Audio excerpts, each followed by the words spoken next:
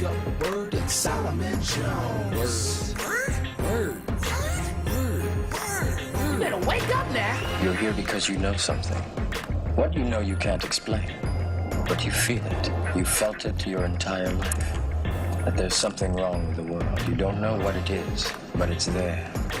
You can feel it. Get up on out the bed, start to move your balls. Let's wake up with Word and Solomon Jones. Word. You better wake up now.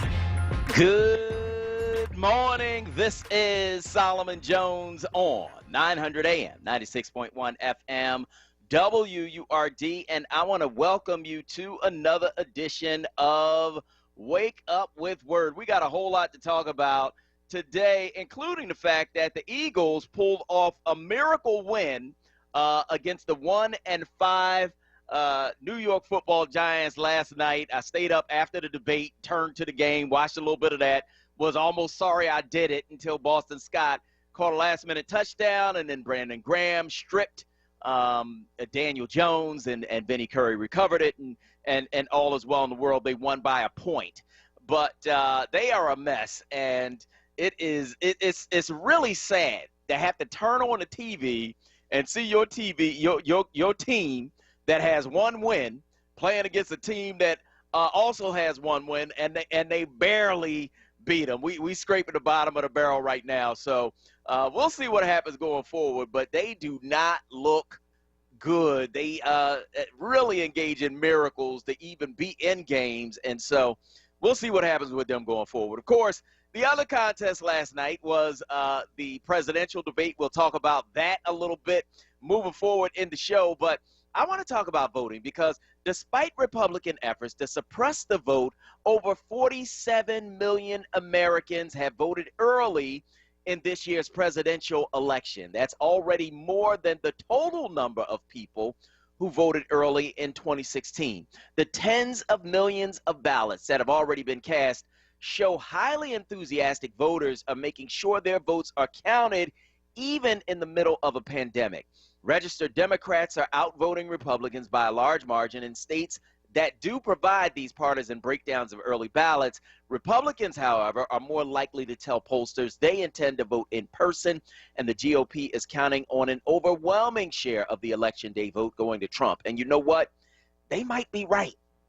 Trump voters could flock to the polls on Election Day, and if they win 2 or 3 key swing states by even a few thousand votes, Trump can win. And we could be stuck with 4 more years of this madness. If you want that, then don't vote. But if you want some semblance of normalcy, if you want a country you can be proud of, if you don't want Mary's crazy uncle in charge, vote like your lives depend on it, because the truth is, they do. We got a hot show for you today on Wake Up with Word. We'll talk with former DNC Chair Donna Brazile on last night's debate. City Council President Darrell Clarke is going to join us on the controversial plan to push back changes to the 10-year tax abatement.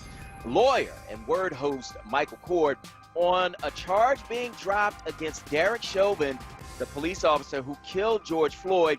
And, of course, it's Friday. Financial consultant Dr. Hassan has your money advice. And, as always, we've got you, our listeners, calling in at 215-634-8065 or toll free 1-866-361-0900. You can hit us on Twitter and Instagram at onWURD, or you can hit me personally at Solomon Jones 1.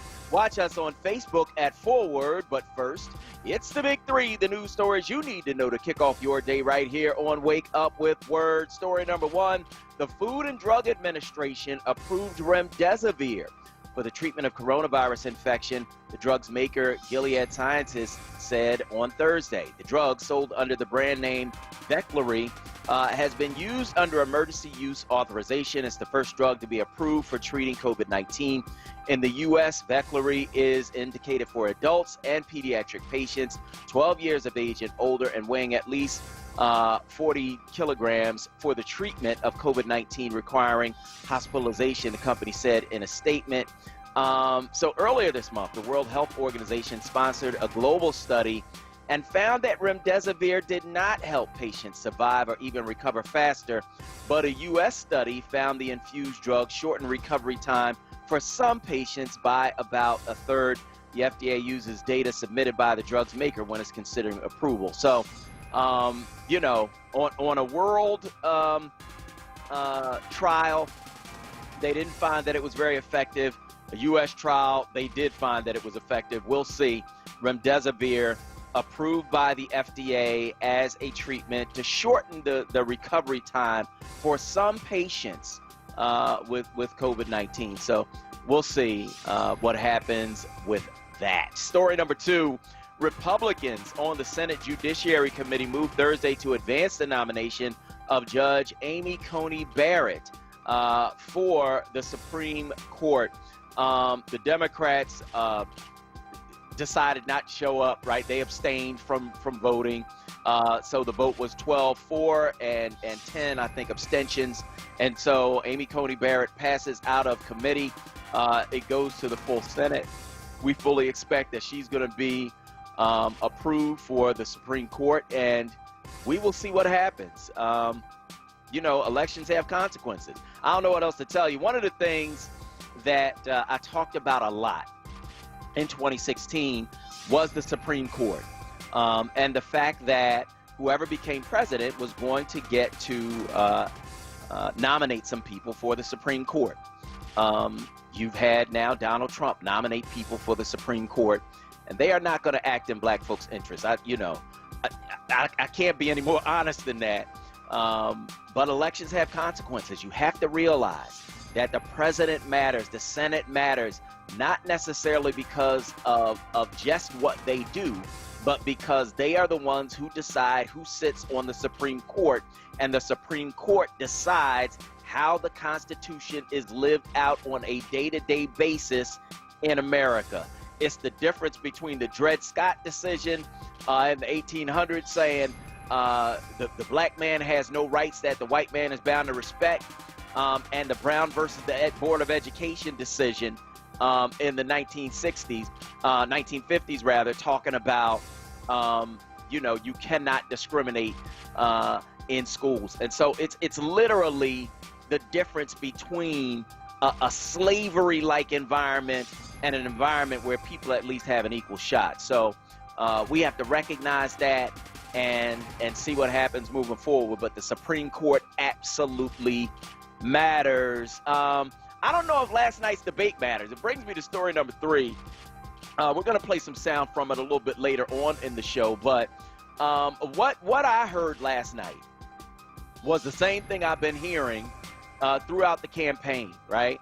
I heard Donald Trump make crazy conspiracy theory type statements, right?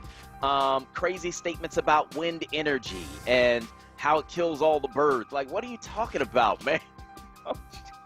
This is the president of the United States, man. This dude has no idea what he's talking about. When they asked him about race, he talked about Hunter Biden. I'm like, wait a minute, is Hunter Biden black? Like, wait, am I missing something?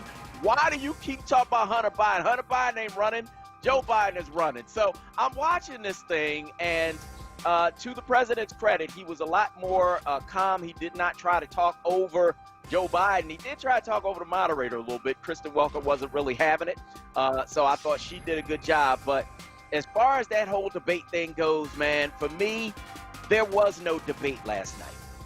I spent 4 years watching Donald Trump make his case to the American people. He made his case on Twitter, where he retweets crazy conspiracy theories almost every day. He made his case at rallies, where he gathered thousands of people together without masks in the middle of a pandemic. He made his case at press conferences, where he insulted black women who dared to do their job and asked him questions. So while last night's debate was interesting, I'm no longer debating my choice for president. I haven't debated it for a long time. I stopped debating when I saw Donald Trump put the children of migrants in cages. I stopped debating when he called black countries crap holes. I stopped debating when he said there were good people on both sides when racists killed Heather Heyer in Charlottesville. I stopped debating when he backed up a 17-year-old killer named Kyle Rittenhouse who traveled across state lines to shoot protesters in Wisconsin. My debate's been over for a long time. I stopped debating when he sent federal agents to snatch protesters into unmarked vans in Portland. I stopped debating when he called American soldiers suckers and losers, when he refused to challenge Putin putting bounties on American troops, when he insulted my community by claiming that we don't have jobs. I stopped debating a long time ago. I stopped debating when he said we all live in poverty, when he called Black Lives Matter a hate group, when he thanked black people for not voting. I stopped debating a long time ago. So there was no debate last night for me. I cannot, as a black man with black parents and a black wife and black children, support Donald Trump. The debate is over now, and for all of us, there's just one thing left to do: vote. I want to hear from you. Give me a call, 215-634-8065. That is 215-634-8065. That is the number that you can call to get in on the conversation right here at WURD Radio, and let us know where you are on these various things we are talking about on this morning show. Did you watch the debate last night? What did you see? What did you think? Did it move you at all? Did it make you decide anything different? Did it, you think, move the needle, right? Because here's what I think. I think Donald Trump, for once, listened to his advisors and stopped that trying to talk over his opponent. It turned a lot of people off. His poll numbers dropped after that. They did not have the second debate because he was worried about being cut off, right? And so last night really was his last chance. Did he do anything to change the dynamic of the race? Did Joe Biden do anything to change the dynamic of the race? I want to know what you think. Give us a call, 215-634-8065. That is 215-634-8065. That is the number that you can call to get in on the conversation right here at WURD Radio. You can also weigh in on Facebook at onWURD. That's FORWURD, FORWURD, and let us know where you are in these various things we're talking about on this morning's show. FORWURD is how you weigh in on Facebook, and let us know where you are on these various things we are talking about on this morning's show. So I want to hear from you. Let me know what you thought about last night's debate. 215-634-8065 is the number that you can call to get in on the conversation right here at WURD. Muriel Revere Taylor says this: Solomon, thank you, bro. You couldn't have said it better. Thank you. Yeah, I'm really not. There's nothing that they could have said in that debate that would have changed my mind. I done watched you for 4 years, though. I done seen, what you're about. I have watched your racism play out. I have watched you just really embarrass, I think, as us as a country. And so, for me, there was no debate. But I want to know what you think. Give me a call, 215-634-8065. That is 215-634-8065.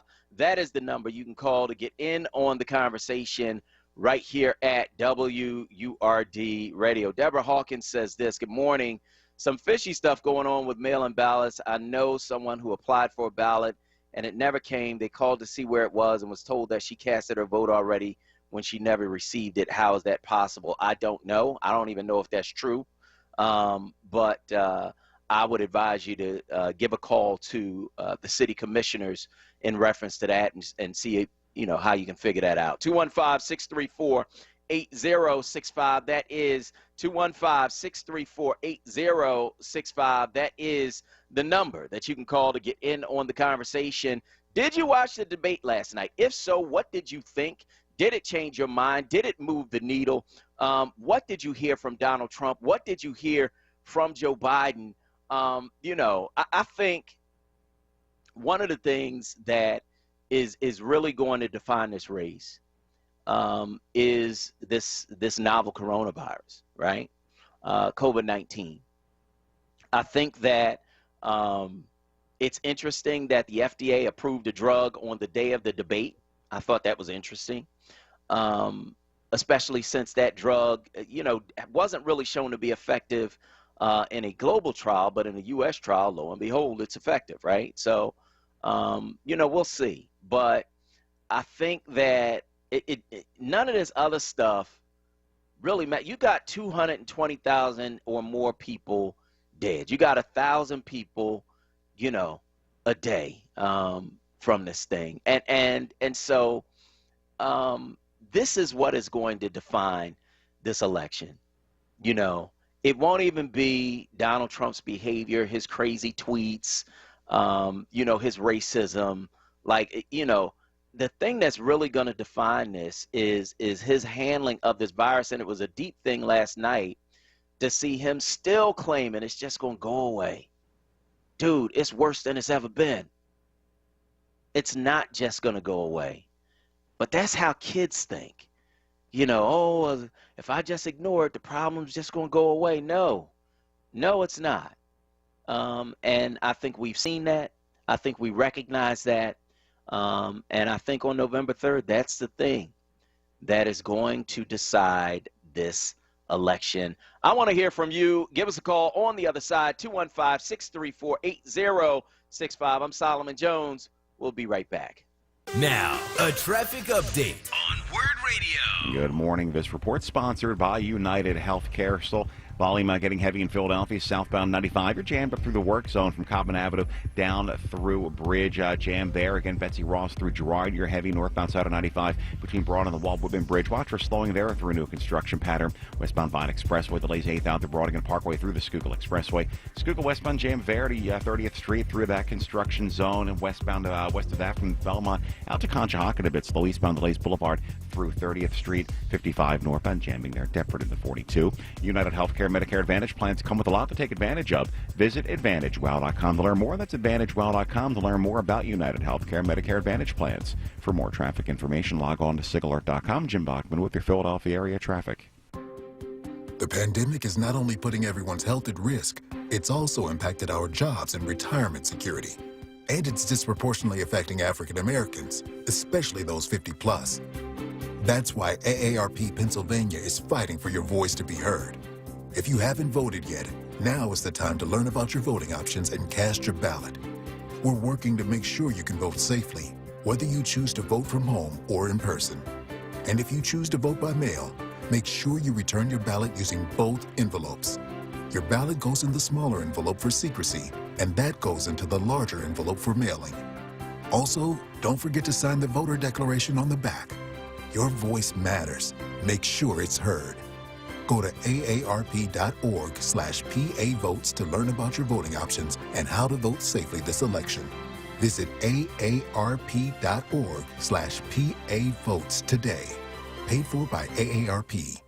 This Saturday, October 24th, get your motor running as Black Bikers Vote roar through Philly. Kickstands up at 12 noon from Philly City Hall. Riders of all races welcome. MCs, riding clubs, individuals, cruisers, sport bikes, trikes, all are welcome. PA, South Jersey, Delaware, Maryland, New York. Let's ride. Hashtag Black Bikers Vote.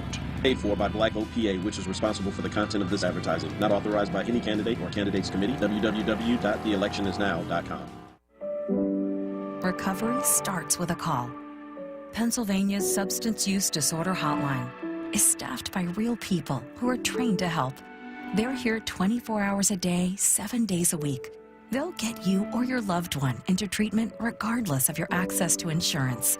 If you or someone you know is suffering from addiction, call 1-800-662-HELP. Recovery starts with a call. Paid for with Pennsylvania taxpayer dollars.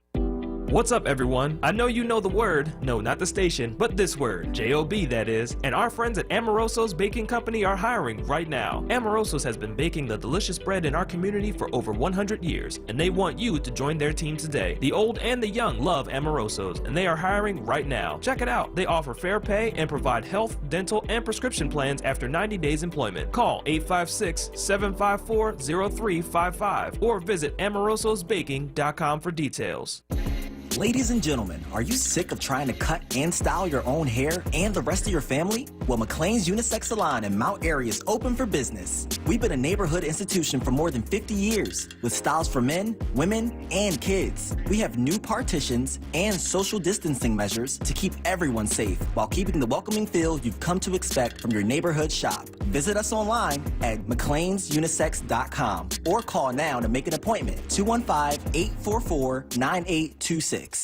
Dietz & Watson has been making premium meats and artisan cheeses for over 80 years. And when it comes to stacking sandwiches and party platters, they've got something for everyone in the family, like maple honey turkey breast, American cheese, buffalo chicken, and more. So get to your local deli and taste 4 generations of family recipes. With Dietz & Watson on the table, you'll have everyone coming back for seconds and thirds. Dietz & Watson, it's a family thing since 1939. It's Wake Up with Word, hosted by Solomon Jones. Good morning. Right now on WURD Radio. 96.1 FM. And 900 AM WURD.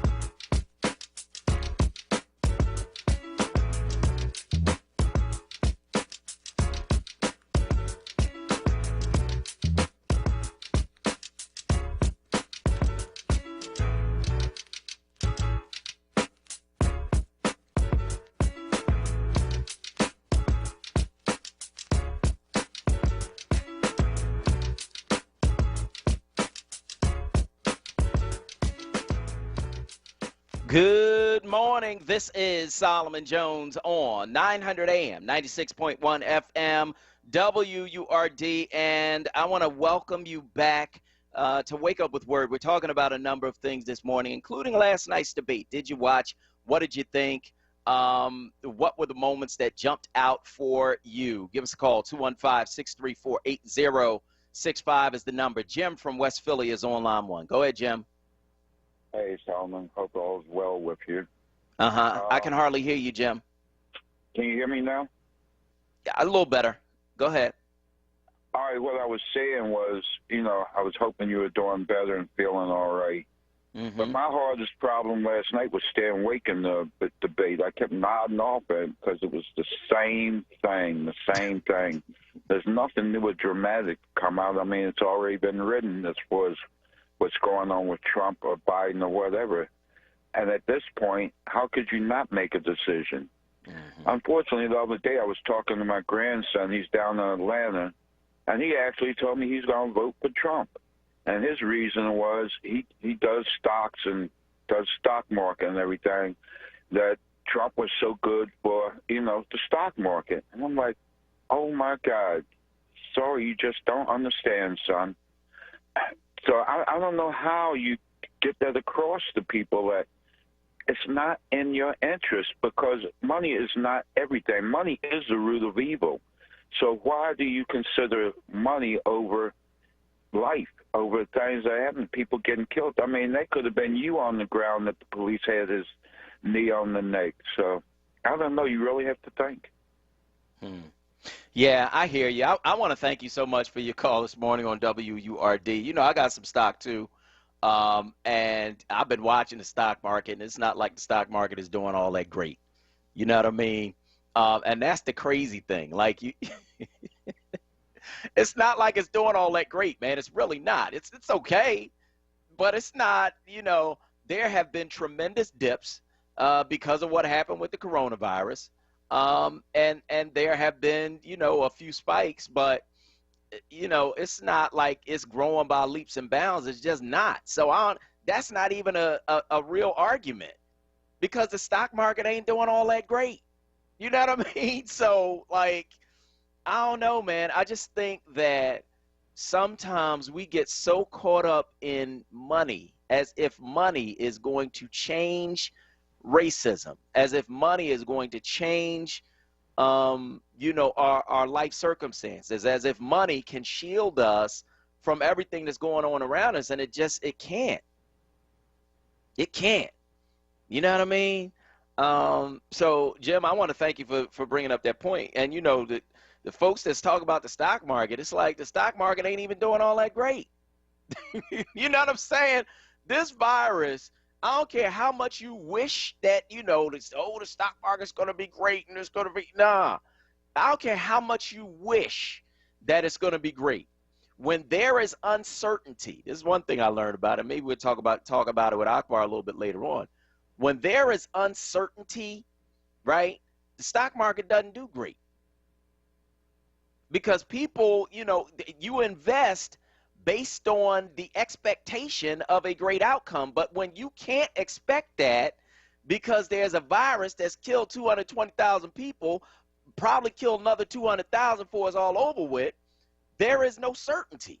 And so the stock market is not even an argument, man. And sometimes I think we listen to, you know, the Republicans, listen to Donald Trump, and Joe Biden said it last night. He was like, he think the whole economy is the stock market. He said plenty of people out here don't even have any stock.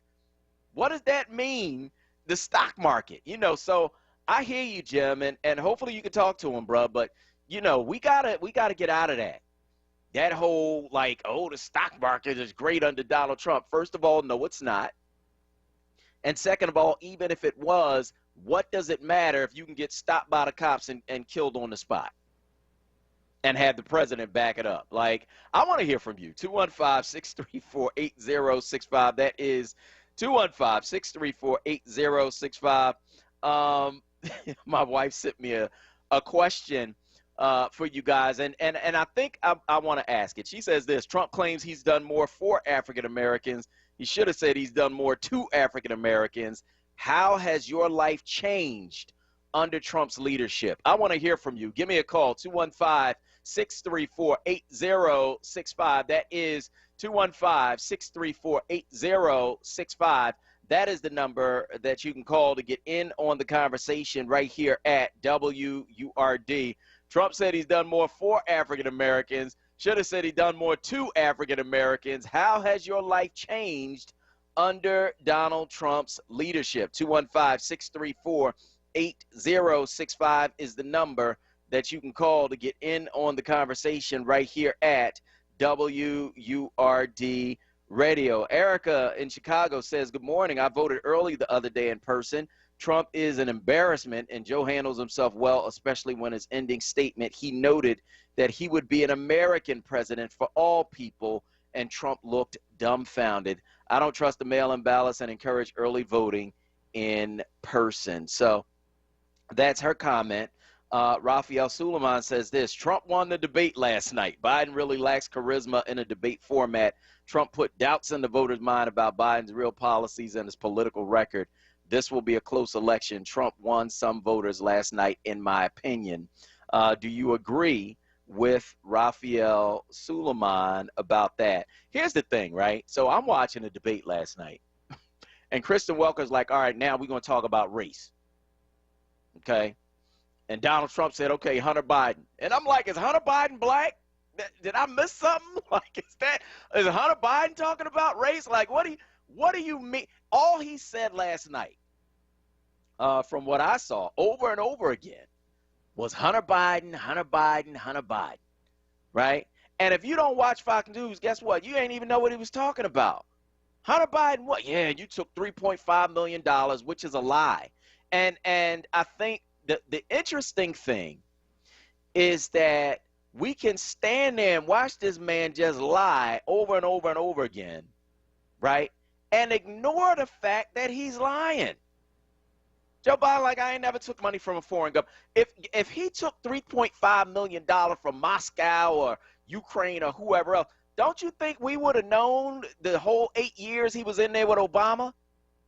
As much as they hated Obama, if they could have got something on Biden while he was in there with Obama, they would have gotten it because it would have hurt Obama.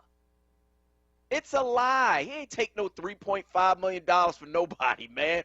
Because you would have heard about it during the Obama presidency. They spent the whole 8 years trying to find something on Obama. And if they could have found it on Biden and attached it to Obama, they would have did it. It's a lie. They making it up, man. So, you know, you got that. Then you got him talking about, wind energy kills all the birds. And what are you talking about? And it creates this gas. It's wind. What are you talking? I was watching it in disbelief, man. Like, I don't believe this dude is saying this stuff and he's serious. And maybe you just have to know better. Maybe you just have to know just a little something to understand that almost everything that's coming out of this dude's mouth is a lie. You know what I'm saying?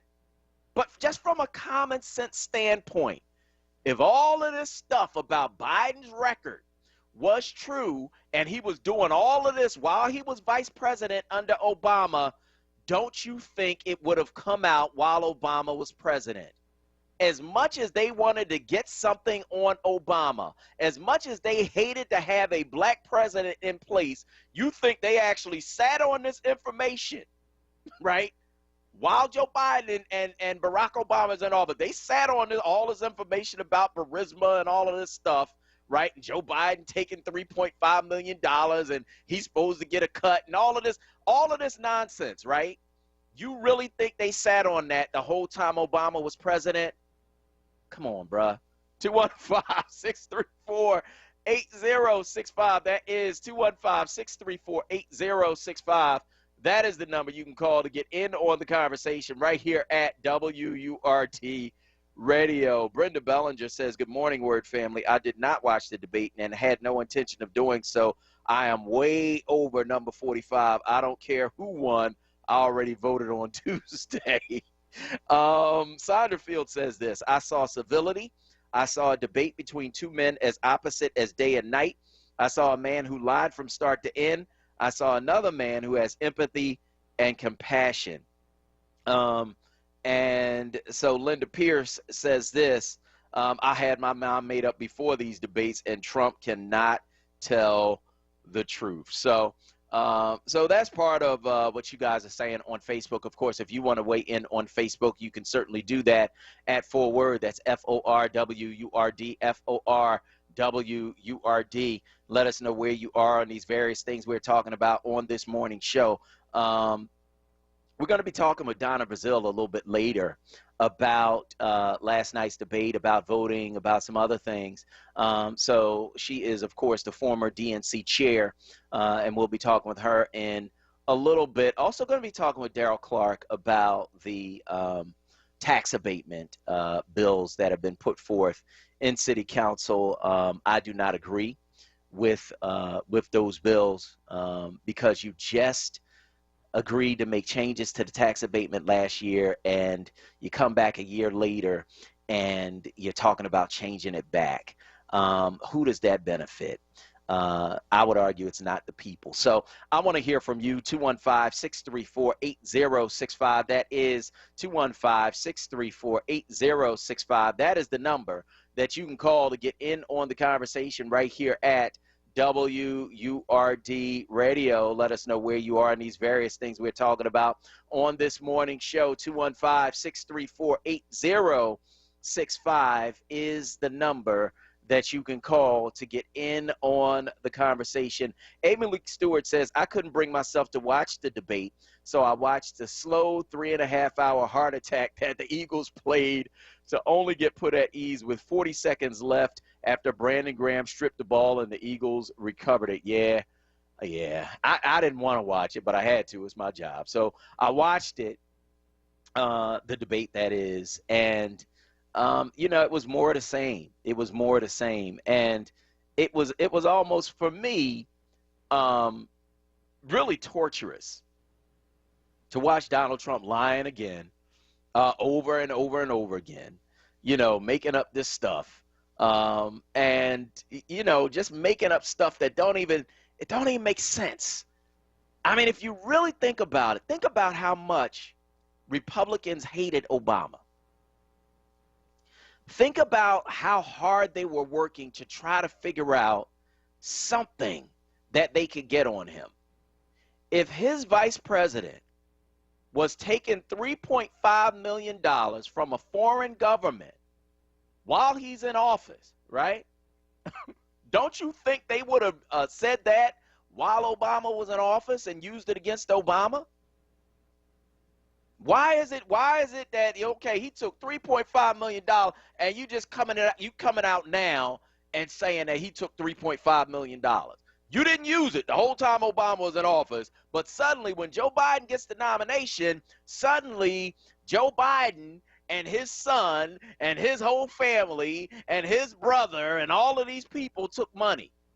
This is coming from a guy who got his whole family sitting up in the White House right now, right?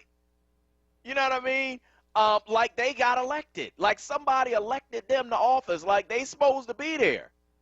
You understand what I'm saying? I'm watching this stuff, and it's like, y'all really believe in this nonsense? It doesn't make sense. I want to hear from you. Give us a call, 215-634-8065. Caroline from West Philly is on line 1. Go ahead, Caroline. Hi, good morning. Good morning.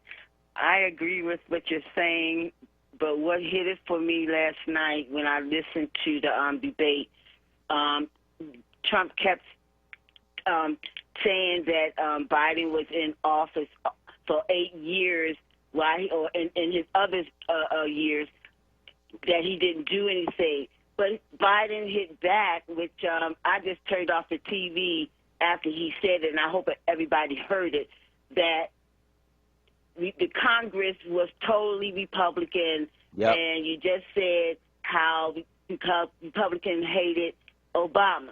You know, that was it to me. Obama could get nothing through because of the Congress, Republican Congress, and that's what people need to remember.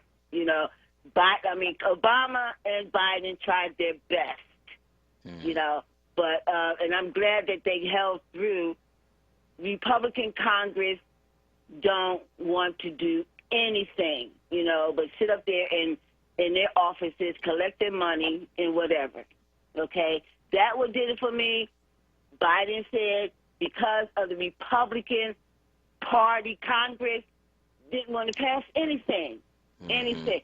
So Trump keeps asking him, how come you didn't do anything? Well, I mean, you set up in the office, whatever, and you did nothing. But you have to remember, Republicans, like they're doing now, don't want to pass anything for the people. All right, I want to thank you for your call this morning on WURD. It was the shortest answer of the night. He said, you had 8 years, why didn't you? He said the Congress was Republican. And then it was like this silence after that. But because, you thought he was going to have this long answer. He said the Congress was Republican. They tried to stand in the way of everything they did. And then when they achieved something, they called it a disaster before it was even in place, right? And spent the next few years trying to repeal Obamacare because they were angry that they got anything at all done. We're going to go to break. On the other side, we're going to talk with Akbar Hassan about your money. I'm Solomon Jones. We'll be right back. Now, a traffic update on WURD Radio. Good morning. This report sponsored by United Healthcare. Traffic out of jam and spots this morning on the Vine Expressway westbound, busy 8th out the Broadigan Parkway through the Schuylkill Expressway. Schuylkill westbound at University, make it fair to 30th Street. You're jammed there through construction. Slow again the Boulevard out the Gladwood eastbound side. That is slow. Montgomery through Girard a bit. Southbound 95, you're jammed there from Cotman down through Bridge through construction again. Betsy Ross through Girard. Northbound 95, no major problems this morning. 55 northbound. That is heavy Deptford into 42. United Healthcare Medicare Advantage plans come with a lot to take advantage of. Visit AdvantageWow.com to learn more. That's AdvantageWow.com to learn more about United Healthcare Medicare Advantage plans. For more traffic information, log on to SIGAlert.com. Jim Bachman with your Philadelphia area traffic. 4 years ago, Donald Trump asked Black America a simple question. Asked us, what do you have to lose? What do you have to lose? Since then, we've seen a rise in racial violence and white supremacy, an increase in poverty. You're living in poverty. Your schools are no good. You have no jobs. While giving tax cuts to the rich. 200,000 dead from COVID, 1 in 5 are Black. We've lost our jobs, our businesses, our dignity, and even our lives. And he, Trump, dares to ask, what the hell do you have to lose? What the hell do you have to lose? Well, Mr. President, damn near everything. After 4 years of Trump, ask yourself, Black America, Are you better off? Vote for change. I'm Joe Biden, candidate for president, and I approve this message. Paid for by Biden for president. What's up, Philly? It's Solomon Jones. The school year is underway, but never before has that experience come in so many shapes and sizes. Is the education of your child being left to a smattering of clumsy, in-person, and virtual instruction? The COVID-19 crisis has created a market for untested virtual teaching models lacking true credibility. Maybe it's time to reconsider and check out Commonwealth Charter Academy. Here are the benefits to your family. 1. An online education provided at no cost to you, complete with laptop, headset, and help with internet access. 2. Partnership with the market leader in cyber education with a nearly 20-year track record of world-class learning. 3. Delivery of a safe, reliable, and comfortable education experience over the internet directly to the confines of your living room. Visit ccaeducate.me today and discover the gold standard of cyber education. That's ccaeducate.me. Hi, my name is Dr. Blake. If you're out there with residual baby fat and you want that waistline back, Smart Lipo Laser is for you at Blake GI Med Spa Services. It is affordable, minimally invasive, minimum discomfort, minimum downtime, and no loose skin. You will see results in 24 hours. Give us a call at Blake GI Med Spa Services today, 215-849-4902. Reverend Tyler, with November 3rd around the corner, do you know how you'll be voting this year? Dr. Callahan, I requested my mail-in ballot, and I'm returning it the day it comes in the mail. That's perfect, because we can't leave anything to chance this year. Already received your mail-in ballot? You're just a few simple steps away from turning your mailbox into a ballot box. Here's how. After selecting your candidates, place your marked ballot into the small secrecy envelope and seal it. It's a 2-envelope process, so then you'll place the small secrecy envelope into the larger one. Make sure to seal that one too. Sign and date it, and then it's as simple as dropping it in your mailbox, no postage necessary, or returning it to your county election office. And if you still want to sign up to vote by mail or find out where to drop off your mail-in ballot, visit votespa.com. I'm not waiting until November 3rd. I'm returning my mail-in ballot the day it comes in the mail. Or you can return your ballot to your county election office. I've got my plan. Make your plan to vote today. Paid for by Power Interfaith. You're waking up with WURD. Hosted by Solomon Jones. Good morning. Right now on WURD Radio. 96.1 FM. And 900 AM WURD.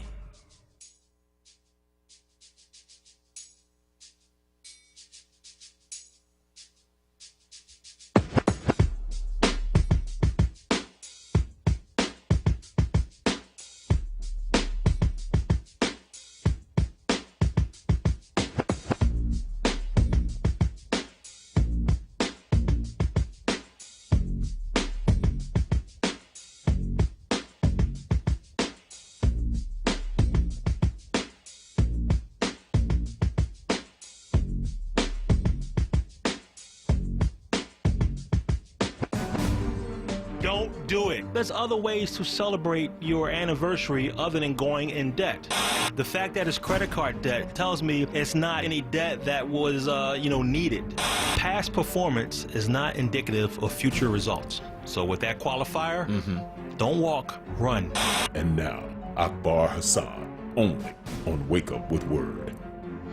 Good morning. This is Solomon Jones on 900 AM, 96.1 FM, WURD. We are back with Akbar Hassan. He's a personal financial advisor, counseling individuals and small businesses. He has 3 decades of corporate finance experience in 2 of the world's largest law firms. He unwraps the mystery of money, offering practical, insightful, and easy to understand guidance. Akbar, good morning.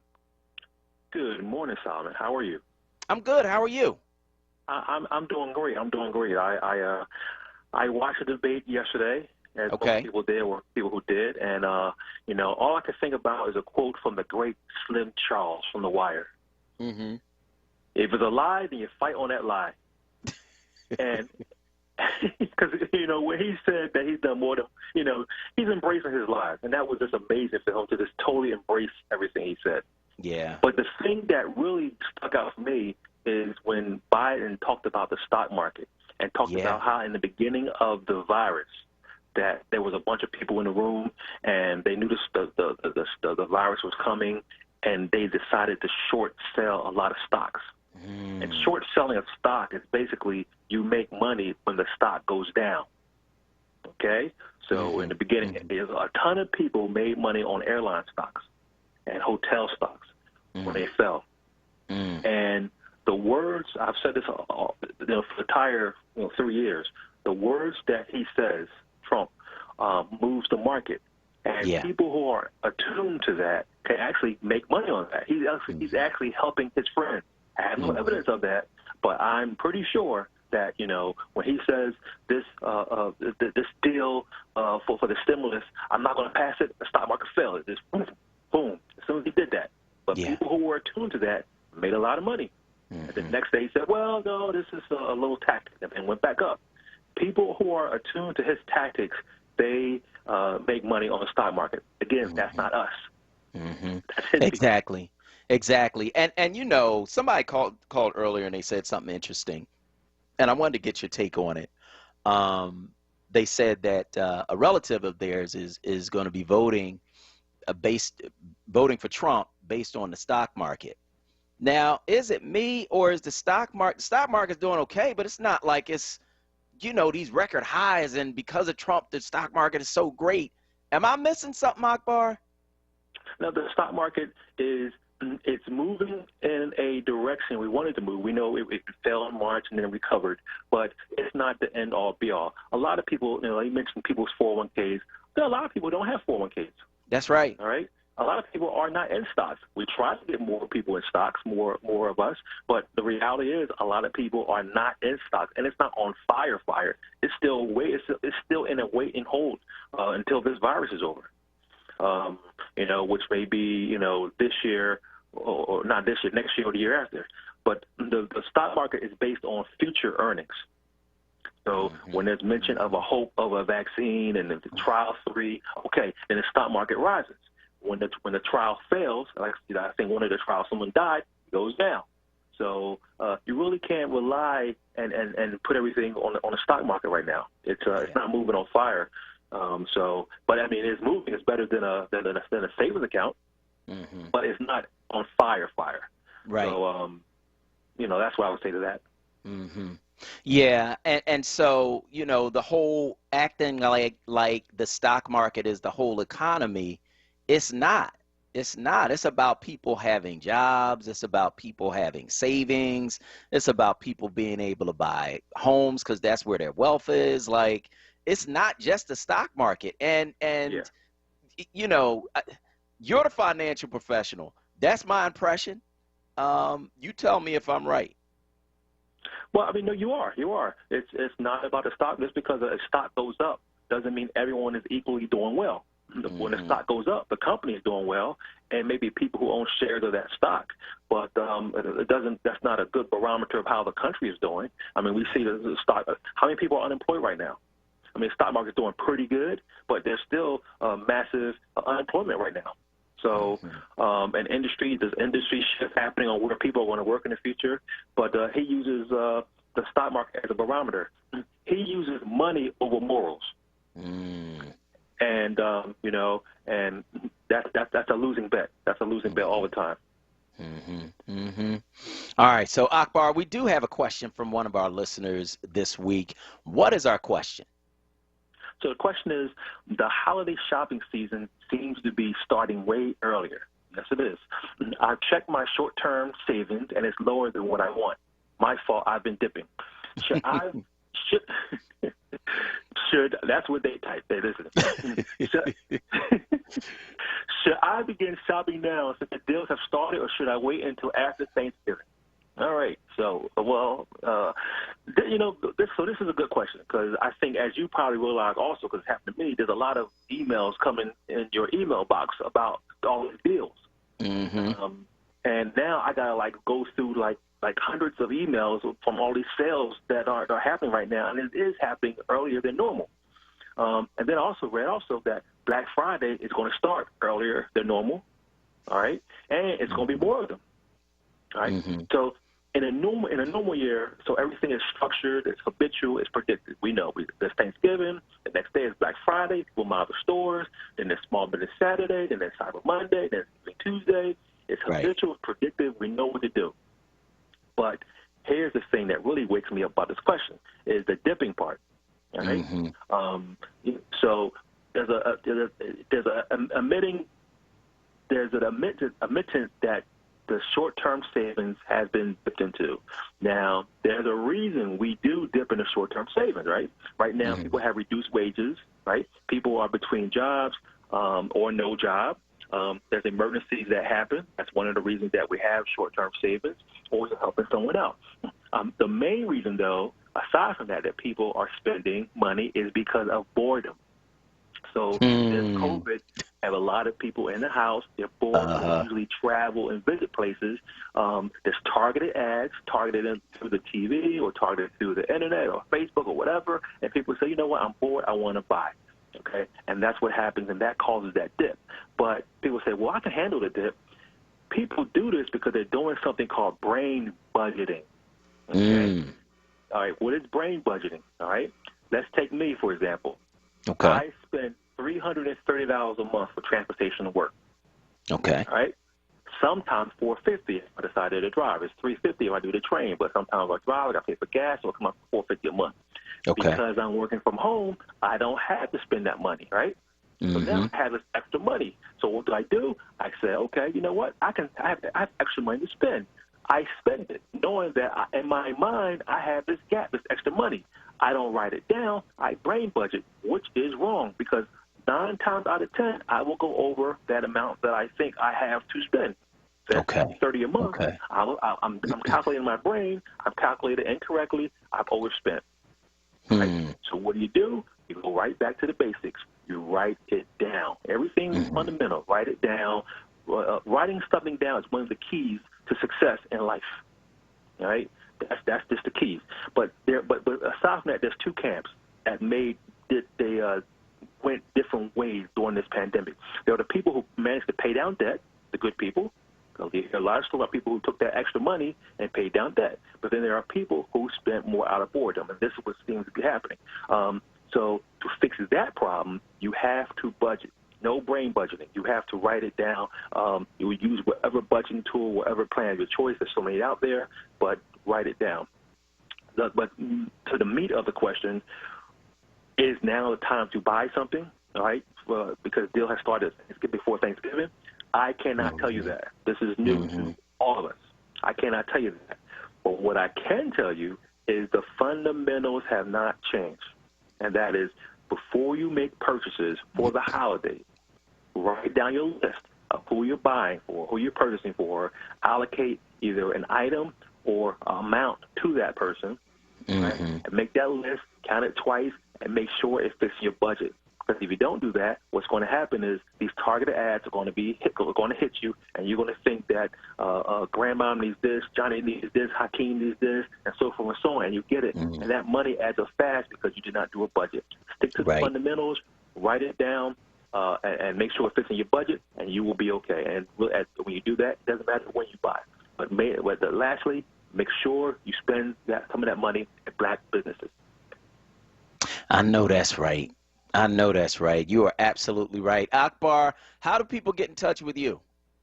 I'm on Twitter at AKHassanReal and email at akbar-hassan@comcast.net.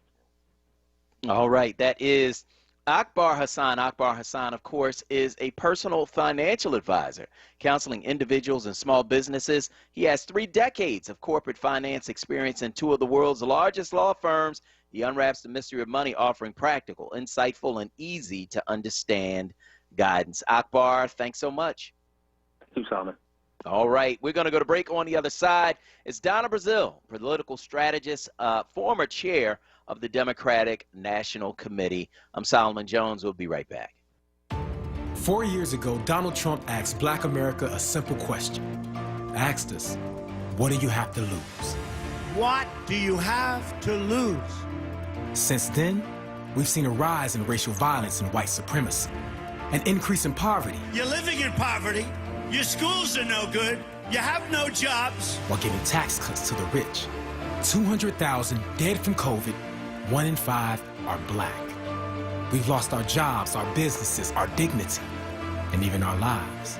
And he, Trump, dares to ask, what the hell do you have to lose? What the hell do you have to lose? Well, Mr. President, damn near everything. After 4 years of Trump, ask yourself, Black America, are you better off? Vote for change. I'm Joe Biden, candidate for president, and I approve this message. Paid for by Biden for president. Everyone has a different journey to their vote, but we all take the same steps. If you want to vote, register by October 19th. If you want to vote by mail, apply now and mail your ballot back as early as possible, before November 3rd. Or bring it to a satellite election office. If you want to vote in person, go to your polling location on November 3rd. However you want to vote, we'll help you find the way. Visit PhiladelphiaVotes.com. Just one more step. You got it. You're doing great. This is the sound of a nationally ranked top rehabilitation hospital, home to the largest collection of robotics in the United States, where we continually exceed patient expectations. Because no injury is too severe or too minor for our care. There you go. This is the sound of success. Moss Rehab. Challenge accepted. Hello, brothers and sisters. I'm Ryan M. Boyer, the businessman of Labor's District Council of Philadelphia and vicinity. This is the most important and crucial election of our lifetime. We need you to help us to win this election in Pennsylvania. You can make change. Your change, your vote, it counts. That's our power. Our power is in our voice. Our power is in our vote. The challenge has been issued. What are you going to do about it? Paid for by the Labor's District Council PAC Fund. This Saturday, October 24th, get your motor running as Black Bikers Vote roar through Philly. Kickstands up at 12 noon from Philly City Hall. Riders of all races welcome. MCs, riding clubs, individuals, cruisers, sport bikes, trikes, all are welcome. PA, South Jersey, Delaware, Maryland, New York. Let's ride. Hashtag Black Bikers Vote. Paid for by Black Vote PA, which is responsible for the content of this advertising. Not authorized by any candidate or candidates committee. www.theelectionisnow.com. Lifting every voice till earth and heaven ring. This is WURD Radio, 96.1 FM and 900 AM WURD Philadelphia. Black Talk Media. Back by popular demand. It's Wake Up with WURD, hosted by Solomon Jones. Right now on WURD Radio, 96.1 FM and 900 AM WURD.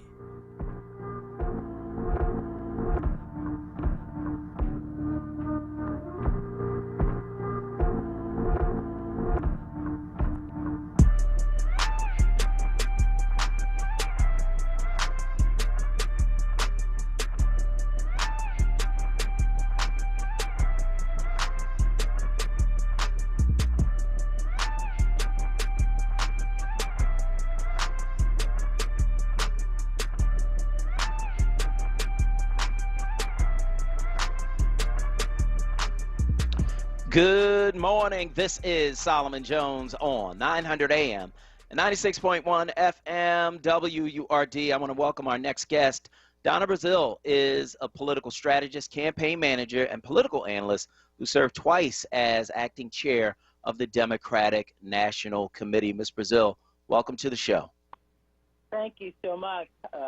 I'm here down in Nashville. I get back to Washington later today, but I saw once again a debate where there were just two stark visions about the future of our country. What did you think? I thought it was interesting. I thought it was two men who seemed to be polar opposites. I thought Donald Trump must have listened to his advisors and decided to stop talking over Joe Biden because it was hurting him in the polls. But I just thought that Donald Trump told a lot of lies again, and it's become such a norm that it's almost like we don't really say anything about it. That's the part that I think raises questions for me. Well, it tells you exactly how he has tried to lead our country. He has diverted attention whenever we focused on important issues. I mean, think about it. The reason why the talks for a new stimulus stall is because he tweeted out to stop it. Yeah. This man has done more harm to our democracy itself that we need to really just sit up today and say, who would tell a black woman that I have done more for you and your people than any president in the history? I'm like, really? I mean, I just, at that, I just kept saying to myself, he is talking to a black woman. I mean, and she kept herself really nice, okay? Yeah, she did. But look, I appreciate Joe Biden because Joe Biden really laid out his plan. He has a plan for health care, to strengthen health care. He has a plan to try to get this virus under control and to reduce the amount of people who are dying, especially black and brown people, okay? He has a plan to deal with climate change. Some people may not like it, but we ran out of alphabets this year. I mean, we ran out of names this year. We're into the Greek, whatever, letters. I mean, and then, Solomon, brother, have you ever heard of dry lightning that can cause our fires? I mean, cause western states to be on fire? Look, I didn't get a lot of sleep last night because I really was, I kept thinking about how Trump lied, and Joe Biden had to try to present a vision for the future. Trump lied and said, yeah, the crime bill did X, Y, and Z. You damn right. But when you can reverse the harmful effects of something that happened 40 years ago or even 400 years ago, you much rather want that leader in charge, not the one who says that, hey, I've done everything I can for you. Yeah. Seriously? Oh, yeah, it was interesting to watch, and I think when the subject of race came up, and Kristen Welker was like, look, we're going to talk about race now. And Donald Trump kept going back to Hunter Biden. And I'm sitting there like, is Hunter Biden black? Am I missing something? Is this about race, or are you trying to change the subject just repeatedly? And the whole Hunter Biden thing, I'm not getting. Maybe you can explain it to me. Oh, it's easy. You know, when you're incapable of destroying a party, he tried to destroy the Democratic Party again, turn Bernie supporters against Biden supporters the same way he did turn Hillary supporters and Bernie Sanders supporters. When you can't divide a party, and you've already divided the nation, you've got to start tearing down the man and think about all of the issues. I mean, Joe Biden has been in public life for, as President Trump said, and it is true, over 40 years. He got a lot to show for it. When you decide to run for office, you become a public servant. You subject yourself every 4 years or every 6 years when you're a senator to the people. The people have to rehire you because you're decent, because you're moral. Now, we have to decide, are we going to rehire Donald Trump, a man who has every tool at his disposal to help get this virus under control, and yet he caught the virus because he didn't believe the virus was real? Yeah. Do we want that dude back in office, or we want Vice President Biden, who can make a difference, who understands that we are at the table, that we want to be part of this America? And that is why I support Joe Biden. I've known Joe Biden for over 30 years. Okay. And he's always been a kind and decent and moral man. Accomplice. Donald Trump has no moral compass. He only cares for himself. $750 a year, and you and I are struggling? $750 in taxes? And you and I are trying to help our family members because they're losing their jobs or losing their business during this COVID? No, man. I'm not putting Donald Trump back in office. I'm going to use my power, my vote, to hire somebody who will make a change for me and my people and my country. That's why I'm for Joe Biden and Kamala Harris. So speaking of our people in our country, I thought I was surprised that Donald Trump went there again and said that he had done more for African Americans than anybody with the possible exception of Abraham Lincoln, that he's the least racist person in the room. I was surprised that he went back to that line of reasoning. Smack him down. Someone has to smack him down. You can't do for me what I won't do for myself. When my people decided they wanted to be free, we ended slavery. And when we decided we wanted public accommodation and we wanted a seat at the table, we got 64 and 65, the Civil Rights Act and the Voting Rights Act. Lyndon Johnson passed the laws we wanted. Okay? So it's always been about what we want as a people. Ain't nobody giving us nothing. I don't want that. I don't want it. He's not my king. He didn't do nothing for me. My God and my parents, and yes, my country. Oh, please. Donald Trump needs to get out our way, because if we're going to grow as a country, if we're going to heal all of the racial wounds, if we're going to finally look at those words, equal justice under the law, then we better vote. And I'm going to say one last thing. Over the last, 40 years, the Republicans have packed the court. They've had 15 justices over these last years, and the Republicans have picked 11. Democrats only 4. Think about it. They will not allow us to be treated fairly under the law as long as they stack the courts, and that is what they are doing. Today, the United States Senate, they have no time to give people an extra stimulus to get them through the holiday, but they're going to ram through another 4 or 5 judges. They're doing this while they want us to talk about Hunter Biden. Hello. No, I will not talk about Hunter Biden. I want to talk about the court. I want to talk about the stimulus.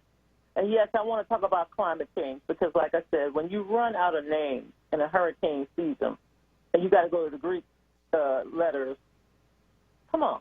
Yeah, you got a lot of storms. I do want to talk about the climate change thing before you go, because one of the things that I think the Republicans are probably going to seize on is Joe Biden saying that we need to phase out oil and start to go with renewable energies. I think they're going to twist that. What do you think, and how do you think the Democratic Party needs to address that? Well, first of all, we have to remain calm. Whenever you get attacked, you have to be calm. First of all, the climate is an existential crisis. We're going to protect the planet, period. We are going to make it priority. Yeah, we got the infrastructure, we got to deal with investments, we got to deal with the pandemic, all these crises. But one crisis that we cannot ignore any longer is our planet. I mean, I was up one night watching one of these C-SPAN type shows, and the president of Iceland said, "Yep, it's melting." I'm like, wait a minute, are y'all floating away? I mean, I just didn't understand what I was like, dude, oh, what did she just say? They're floating? Yeah. Iceland? Where are you going? To Greenland?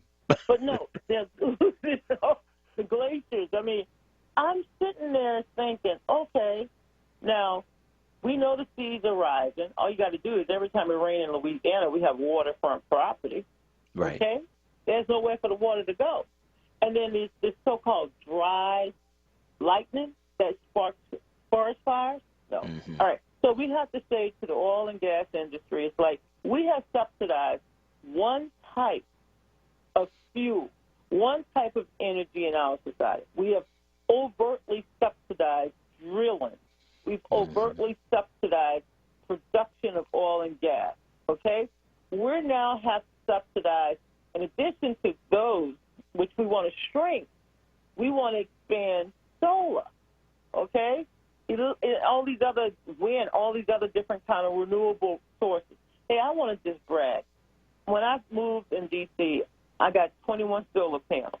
My light bill last month was $38.49. I just said, wow. I'm not going to tell nobody else. I mean, I'm paying taxes, okay? I'm not paying for energy. 21, and I live in D.C. Hello. I live in the city, okay? We can figure out ways to save this planet. I don't want to wake up tomorrow morning and there's a storm and I can't get my family out of Louisiana. I've gone through that. That was 15 years ago. It matters who you put in that White House. Because if your family's waiting to get rescued because your sister can go on CNN and say, I know where she was. Yeah.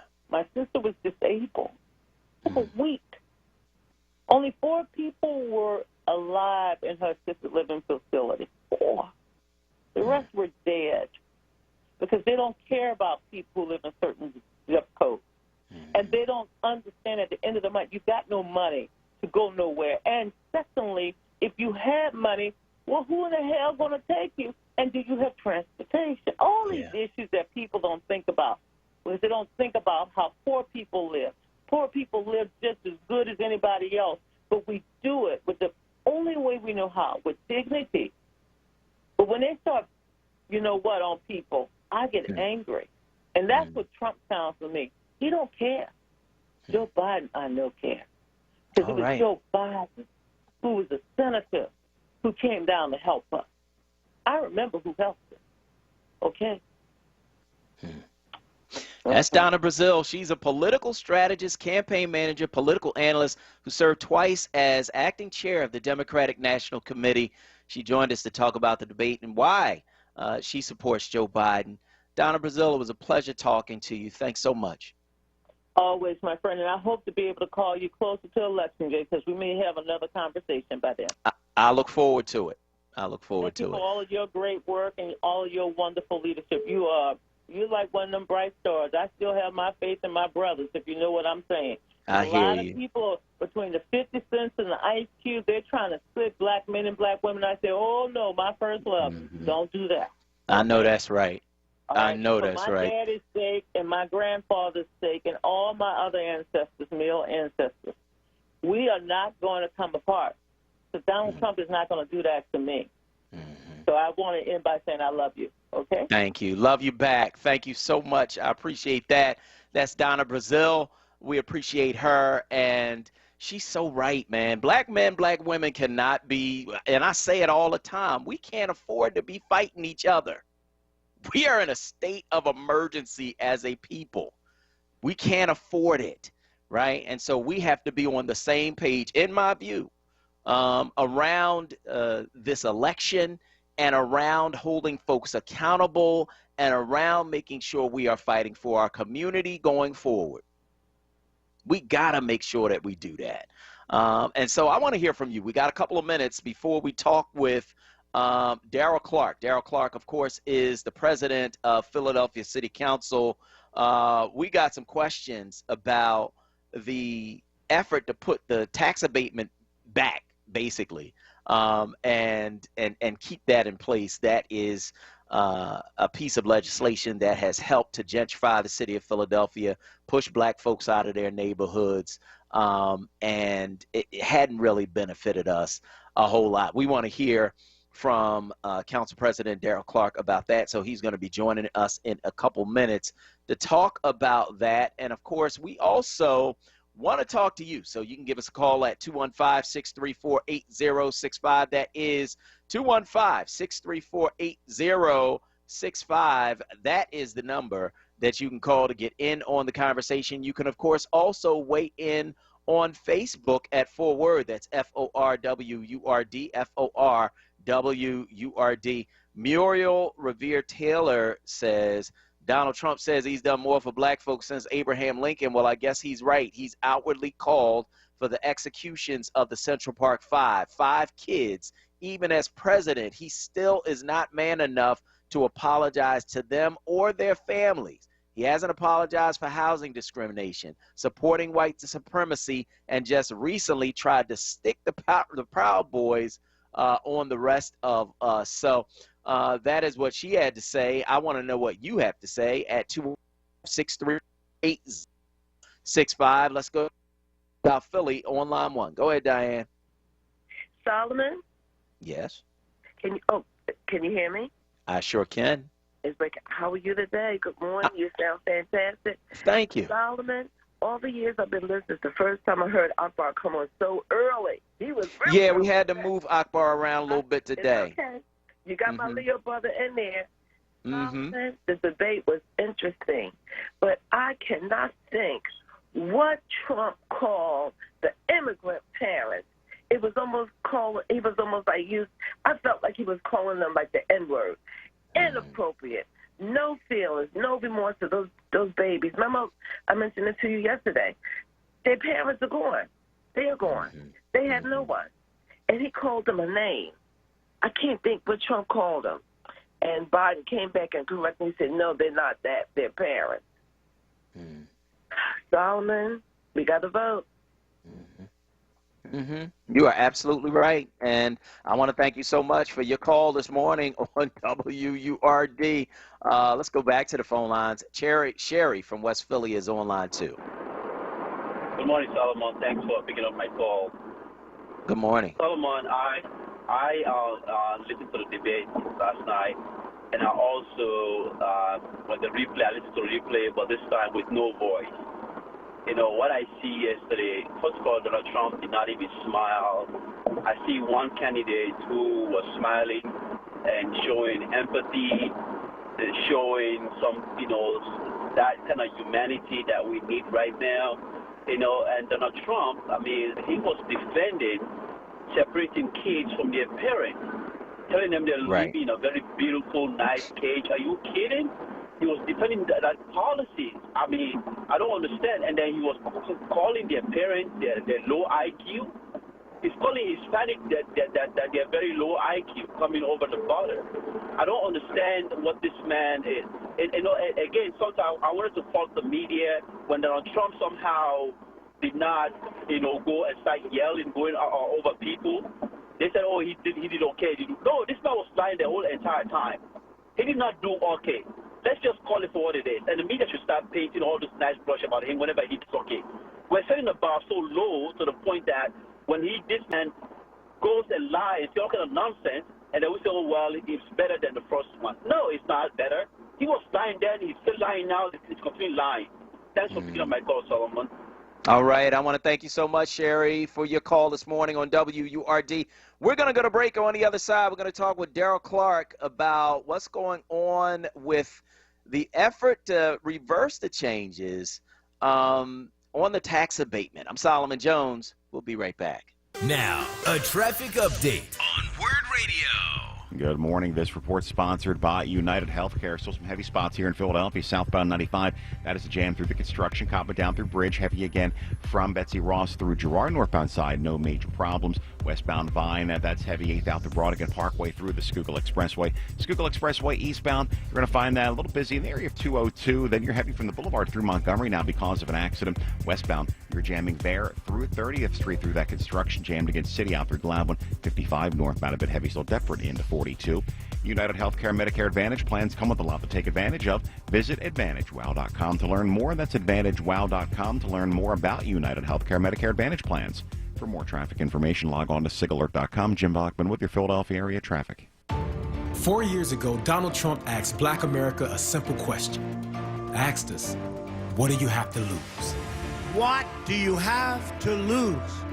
Since then, we've seen a rise in racial violence and white supremacy, an increase in poverty. You're living in poverty. Your schools are no good. You have no jobs. While giving tax cuts to the rich. 200,000 dead from COVID. 1 in 5 are black. We've lost our jobs, our businesses, our dignity, and even our lives. And he, Trump, dares to ask, what the hell do you have to lose? What the hell do you have to lose? Well, Mr. President, damn near everything. After 4 years of Trump, ask yourself, Black America, are you better off? Vote for change. I'm Joe Biden, candidate for president, and I approve this message. Paid for by Biden for president. COVID-19 impacted a lot of things this year, including regular vaccination appointments. Vaccines help protect you and everyone around you, especially during flu season. Schedule an appointment with your healthcare provider today to make sure you and your children are vaccinated. Vaccines keep us safe, and they work. Skip the flu this year. Get your vaccination today. Let's stay protected together. For more information, visit health.pa.gov. Paid for with Pennsylvania taxpayer dollars. This Saturday, October 24th, get your motor running as Black Bikers Vote roar through Philly. Kickstands up at 12 noon from Philly City Hall. Riders of all races welcome. MCs, riding clubs, individuals, cruisers, sport bikes, trikes, all are welcome. PA, South Jersey, Delaware, Maryland, New York. Let's ride. Hashtag Black Bikers Vote. Paid for by Black Vote PA, which is responsible for the content of this advertising. Not authorized by any candidate or candidates committee. www.theelectionisnow.com.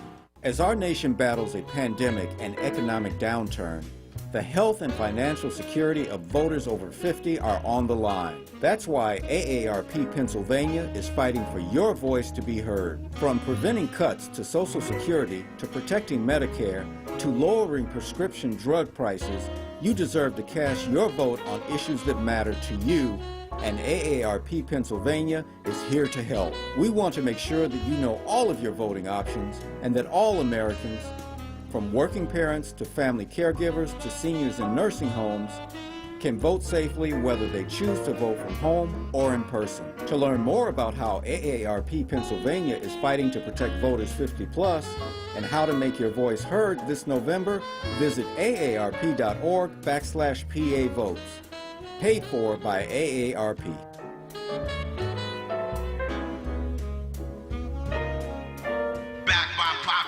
It's Wake Up with Word, hosted by Solomon Jones.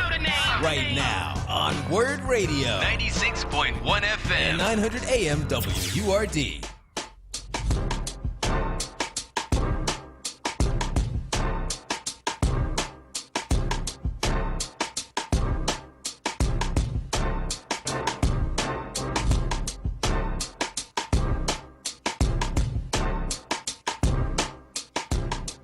Good morning. This is Solomon Jones on 900 AM, 96.1 FM, WURD, and I want to welcome you back to Wake Up with Word. Joining us now is Darrell Clarke. He is the president of Philadelphia City Council, and he represents the 5th Councilmanic District, which represents parts of Center City as well as North Philadelphia. Councilman Clarke, good morning. Good morning to you. How are you? I'm good. I'm good.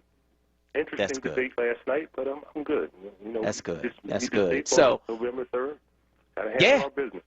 Absolutely, absolutely. So we of course are really focused on what's happening with the presidential race, which is why I'm kind of surprised that City Council is trying to make a major change to the tax abatement law that was just passed last year. So the changes in the tax abatement, which were supposed to reduce the tax abatement over the course of a number of years, were set to begin December 31st of this year.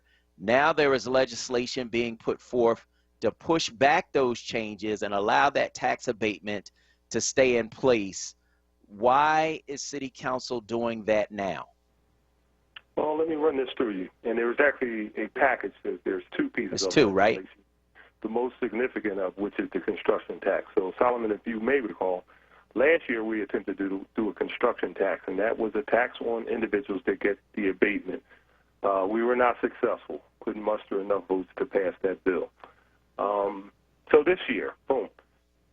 We still need that. As we talk about the things that are happening in communities, people's inability to have affordability in neighborhoods, people's inability to get money to support their own households, evictions, cost-burdened Philadelphians. 40% of the individuals in the city of Philadelphia are cost-burdened. I mean, 35% of their income is being spent on rent or mortgage.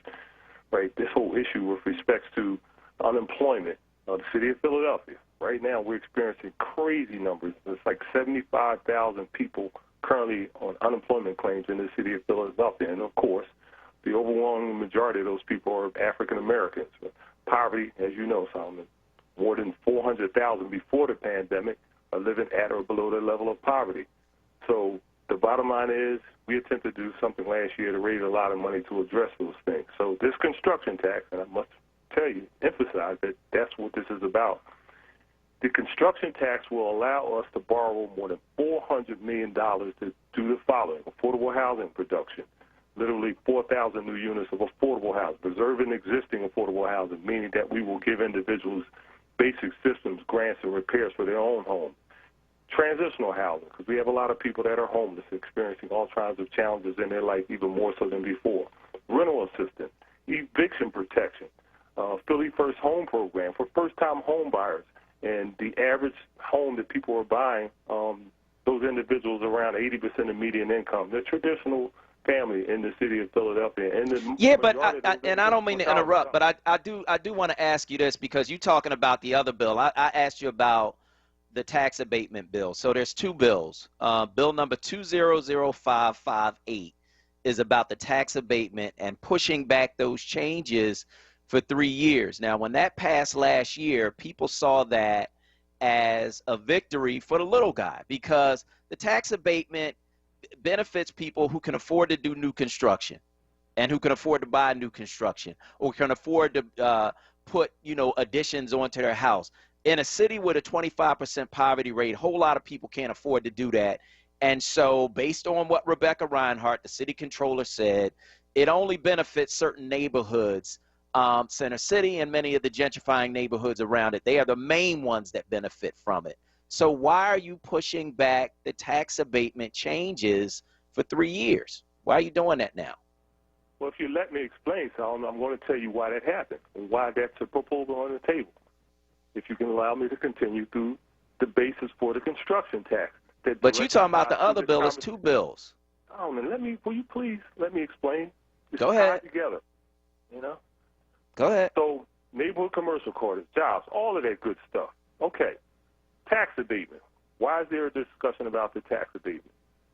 So pandemic hits. The construction industry gets put on hold because of the pandemic. They know that this expiration date is coming. So they step up and say, well, can you give us an extension on the construction tax? We say, well, why? So they start explaining how it would impede their ability to do certain things because they've been shut down to no fault of their own. Okay. So they said, well, can you give us an extension? We said, well, if there's going to be an extension or a conversation about extension, we have to see how those individuals in these neighborhoods that you just referenced benefit. So we said, you need to pay a tax, first of all new tax abatement, meaning everybody gets a tax abatement. They have to pay a tax. And that tax abatement tax will go towards raising $400 million. Now, this issue with respect to the extension, when you hear it, it says, well, it's problematic. And Solomon, I was on this same air talking to you about the possibility of cutting back on the tax abatement. And we meant it at that time, right? But when you look at the numbers, there will literally be $3.1 million lost to the school district. $3.1 million versus the ability to raise $400 million that will go to affordable housing, go to jobs, 15,000 jobs, Solomon, that a part of this proposal. There will also be a significant document that will reference opportunities for African Americans to get in these same building trades that we have been complaining about forever, to be able to do that, Solomon. We, as elected officials, we have to make a decision. Do we allow the gentrification to continue unimpeded because there's no money to keep people in their homes, there's no money to have affordability in new construction in neighborhoods for people who live in that neighborhood, or do we just simply crawl up in a hole somewhere? So the bottom line is, Solomon, the conversation is around a 3-year extension. And by the way, during that extension, you will still have to pay that tax or the ability to get $400 million invested in neighborhoods, Solomon. And we say that we need to do something, and we need to do something now about these neighborhoods. That's the conversation. All right, so that's the explanation. That's why I'm saying they're tied together, yeah. Okay, so the two are tied together. I want to go through them one at a time. Now, I want to talk about why, if construction was put off for several months, you are now talking about pushing back the changes to the tax abatement for several years, right? That doesn't make sense to me in terms of fixing what happened in the construction industry for a few months. Now, I've been traveling through the city, every day, right? Except for the last 2 weeks because I contracted COVID. Now I'm on lockdown, but I'll be off in a few days. But during the whole time that I moved around the city, what I saw was, except for maybe a couple of months, construction came back and they continued to do construction. They're doing construction right now across the street from WURD. And so how does them missing a couple of months equate to them now getting their tax abatement back, pushed back for 3 years? That's a part of the conversation, Solomon. We couldn't get the votes for the construction tax last year, and I pushed like hell, right? Couldn't get the votes.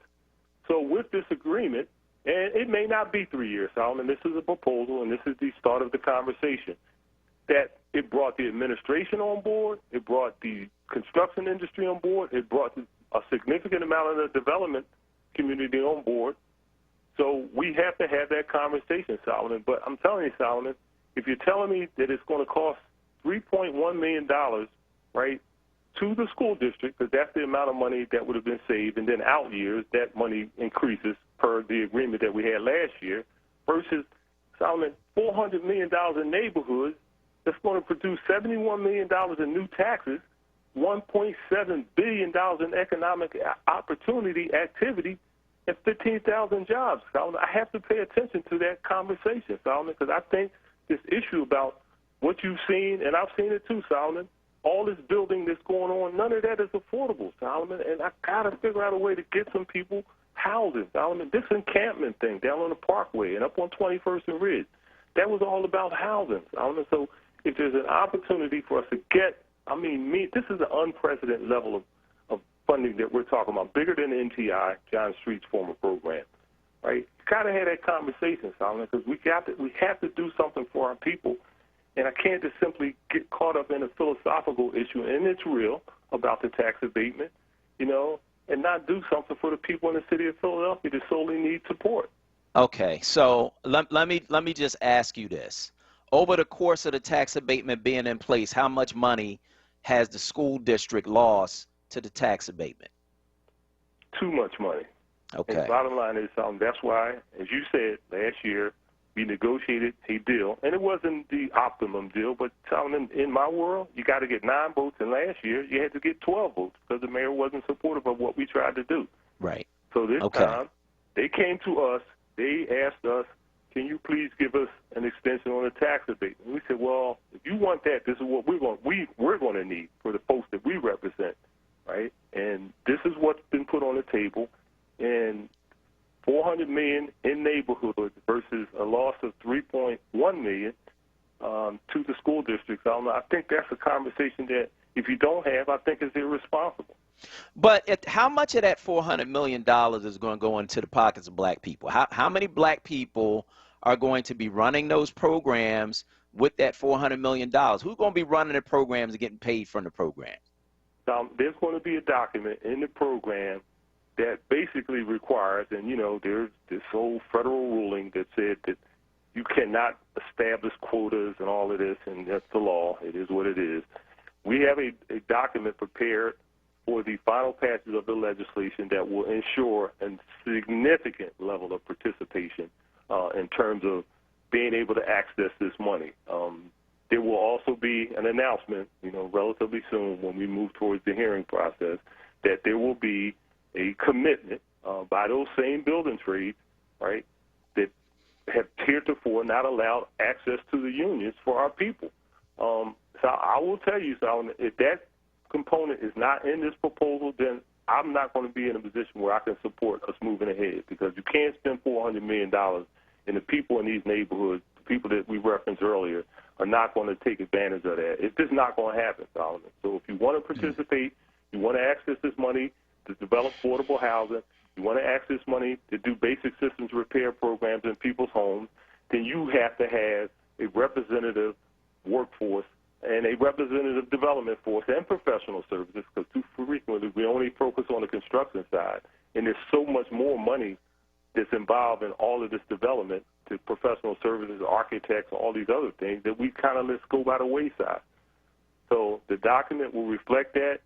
If you don't want to comply with what your equal opportunity plan indicates, then please do not apply for this money. They've never complied with the equal opportunity plans. They've never complied with them. You know that, I know that, they know that. And so even if you put another equal opportunity plan in place, they haven't complied with it in the past. So what's going to make them comply with it now? That's my first question. My second question is this. If you have a $400 million program that does systems repair and affordable housing, and you give that work to the same people who've been freezing us out in the first place, how does that help us? Well, Solomon, I don't think that's going to happen, and I know that's not going to happen.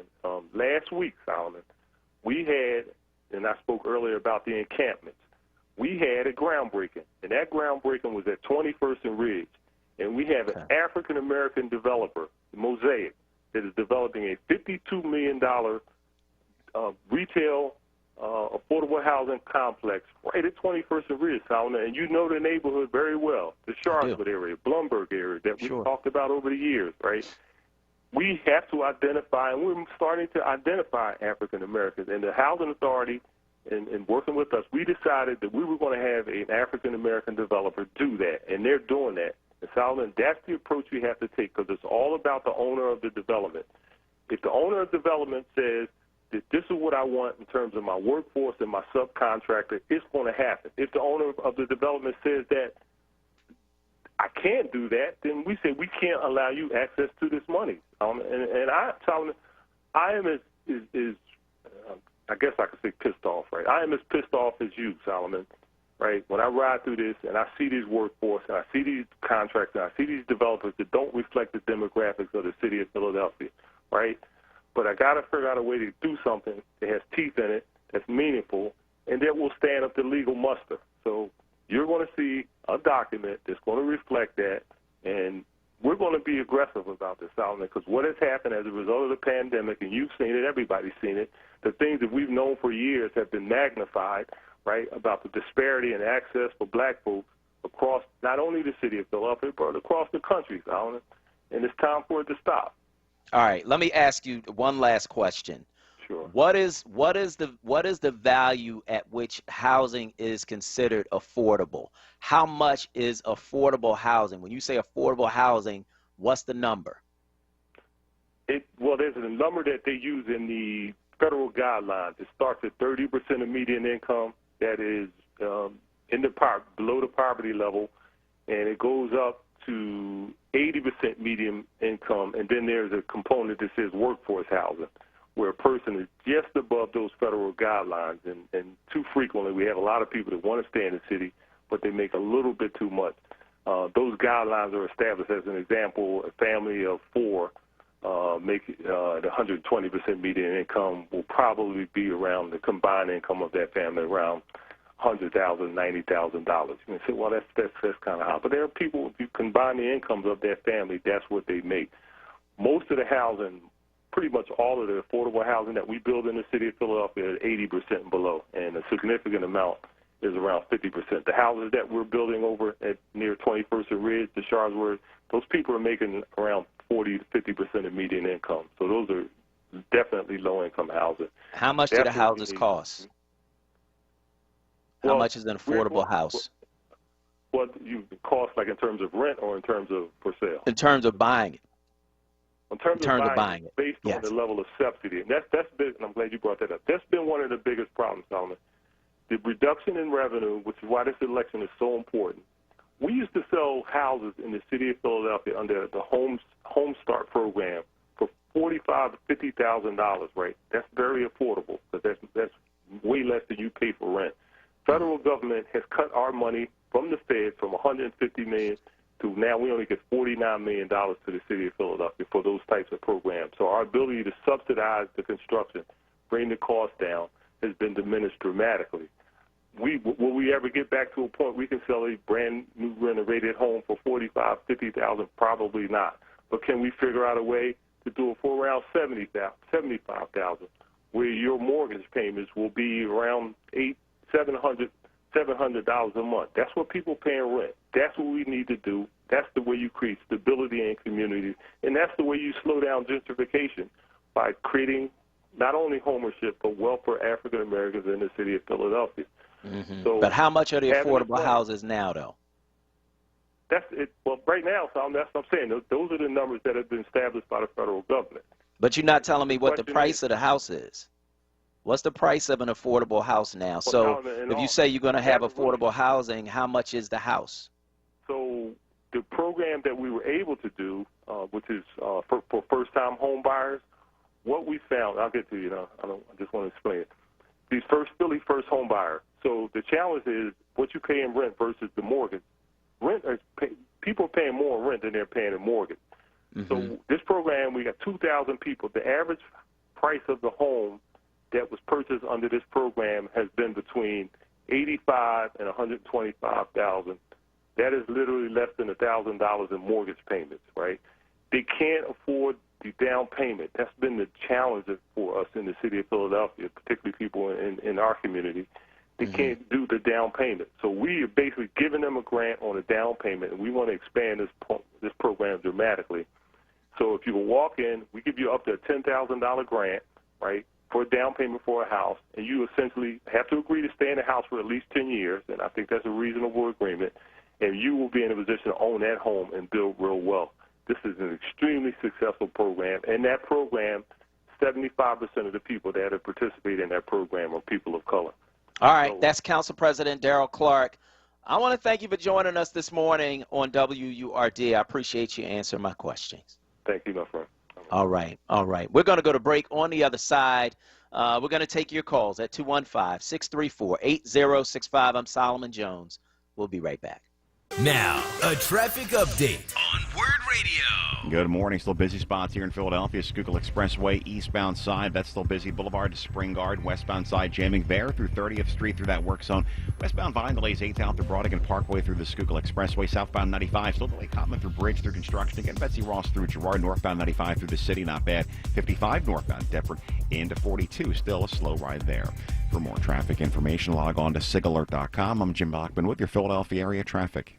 We've all heard people say this election is the most important of our lifetime. Let's remember why that's true. Under the Trump presidency, racism has found a tragic new normal, emboldened by a president who has demonstrated disrespect and disregard for our communities while embracing and protecting white supremacists. While the coronavirus was taking our family members from us, Donald Trump deceived the nation by withholding information that could have saved lives. He protected himself instead of protecting us. Our economy is in shambles, our children's education jeopardized, and the Trump administration is in court right now trying to take away our health care. This has to end. Joe Biden and Kamala Harris are the leaders we need to chart a path toward opportunity, justice, and healing. From affordable health care to quality education and jobs, there's only one choice to move us forward. Vote for Joe Biden and Kamala Harris. Paid for by Black PAC and Priorities USA Action, blackpac.com and prioritiesUSAaction.org, which are responsible for the content of this advertising. Not authorized by any candidate or candidates committee. Tune in this Saturday from 5 to 6 p.m. for the Islam Today show, with a perspective on moral guidance and Islamic principles and values. Just one more step. You got it. You're doing great. This is the sound of a nationally ranked top rehabilitation hospital, home to the largest collection of robotics in the United States, where we continually exceed patient expectations. Because no injury is too severe or too minor for our care.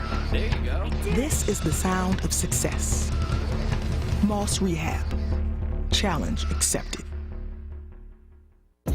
Ladies and gentlemen, are you sick of trying to cut and style your own hair and the rest of your family? Well, McLean's Unisex Salon in Mount Airy is open for business. We've been a neighborhood institution for more than 50 years, with styles for men, women, and kids. We have new partitions and social distancing measures to keep everyone safe while keeping the welcoming feel you've come to expect from your neighborhood shop. Visit us online at mcleansunisex.com or call now to make an appointment, 215-844-9826. Joe Biden insulted millions of black Americans. If you have a problem figuring out whether you're for me or Trump, and you ain't black. Worse, Biden wrote the mass incarceration laws that destroyed a generation of black families. Listen to Biden's racist rhetoric. We have no choice but to take them out of society. Away from my mother, your husband, our families. Lock the SOBs up. Biden's policies were so harmful that Senator Cory Booker called him an architect of mass incarceration. millions of black lives devastated by Biden's policies. Take a look at my record, man. We did, and we've had enough. Joe Biden spent years hurting the black community. He insulted us, jailed us. We must not elect him president. I'm Donald Trump, candidate for president, and I approve this message. Paid for by Donald J. Trump for President, Inc. It's Wake Up with Word, hosted by Solomon Jones. Good morning. Right now on WURD Radio. 96.1 FM. And 900 AM WURD.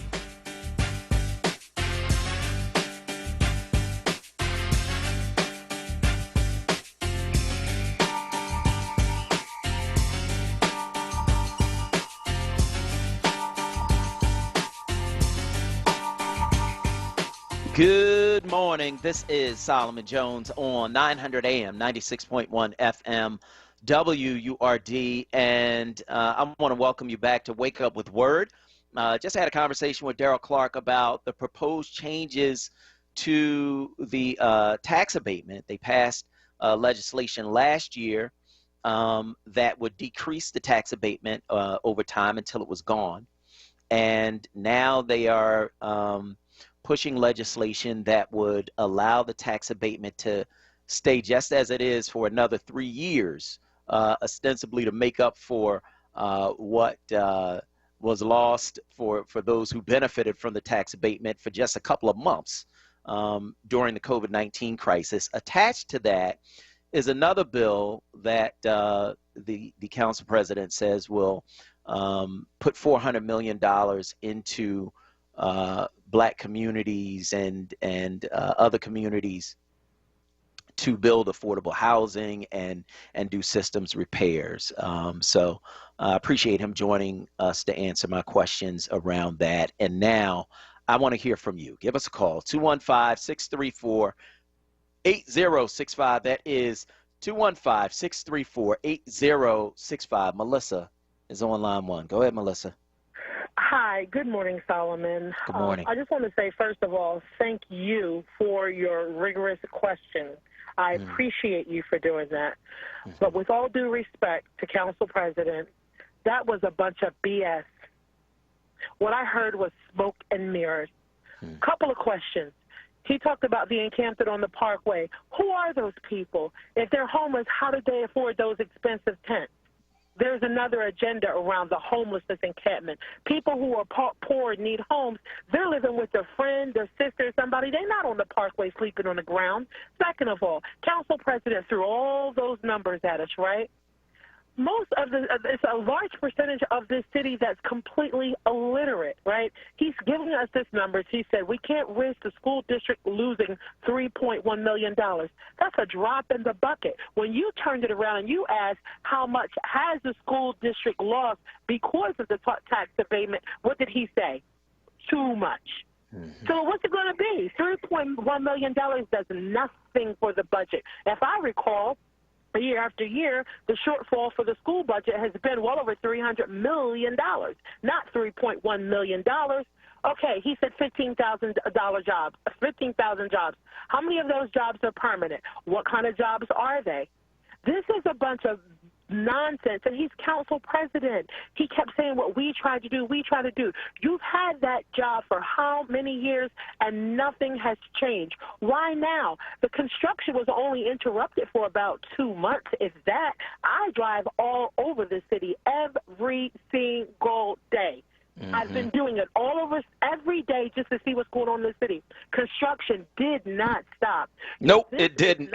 Melissa, we got to move on. I want to thank you because we only got a few minutes. We ended up going over with the council president. So I want to thank you for your call. Gary from Southwest is on line 2. Go ahead, Gary. Hey, Solomon, I just want to thank you very much for asking that question, which was never answered at all. And I just want to say this. When the tax abatement came about, it was to promote development in the city. Well, now Philly is a hot spot. People are coming from all over to Philadelphia. So, in my humble opinion, the tax abatement should have been gone.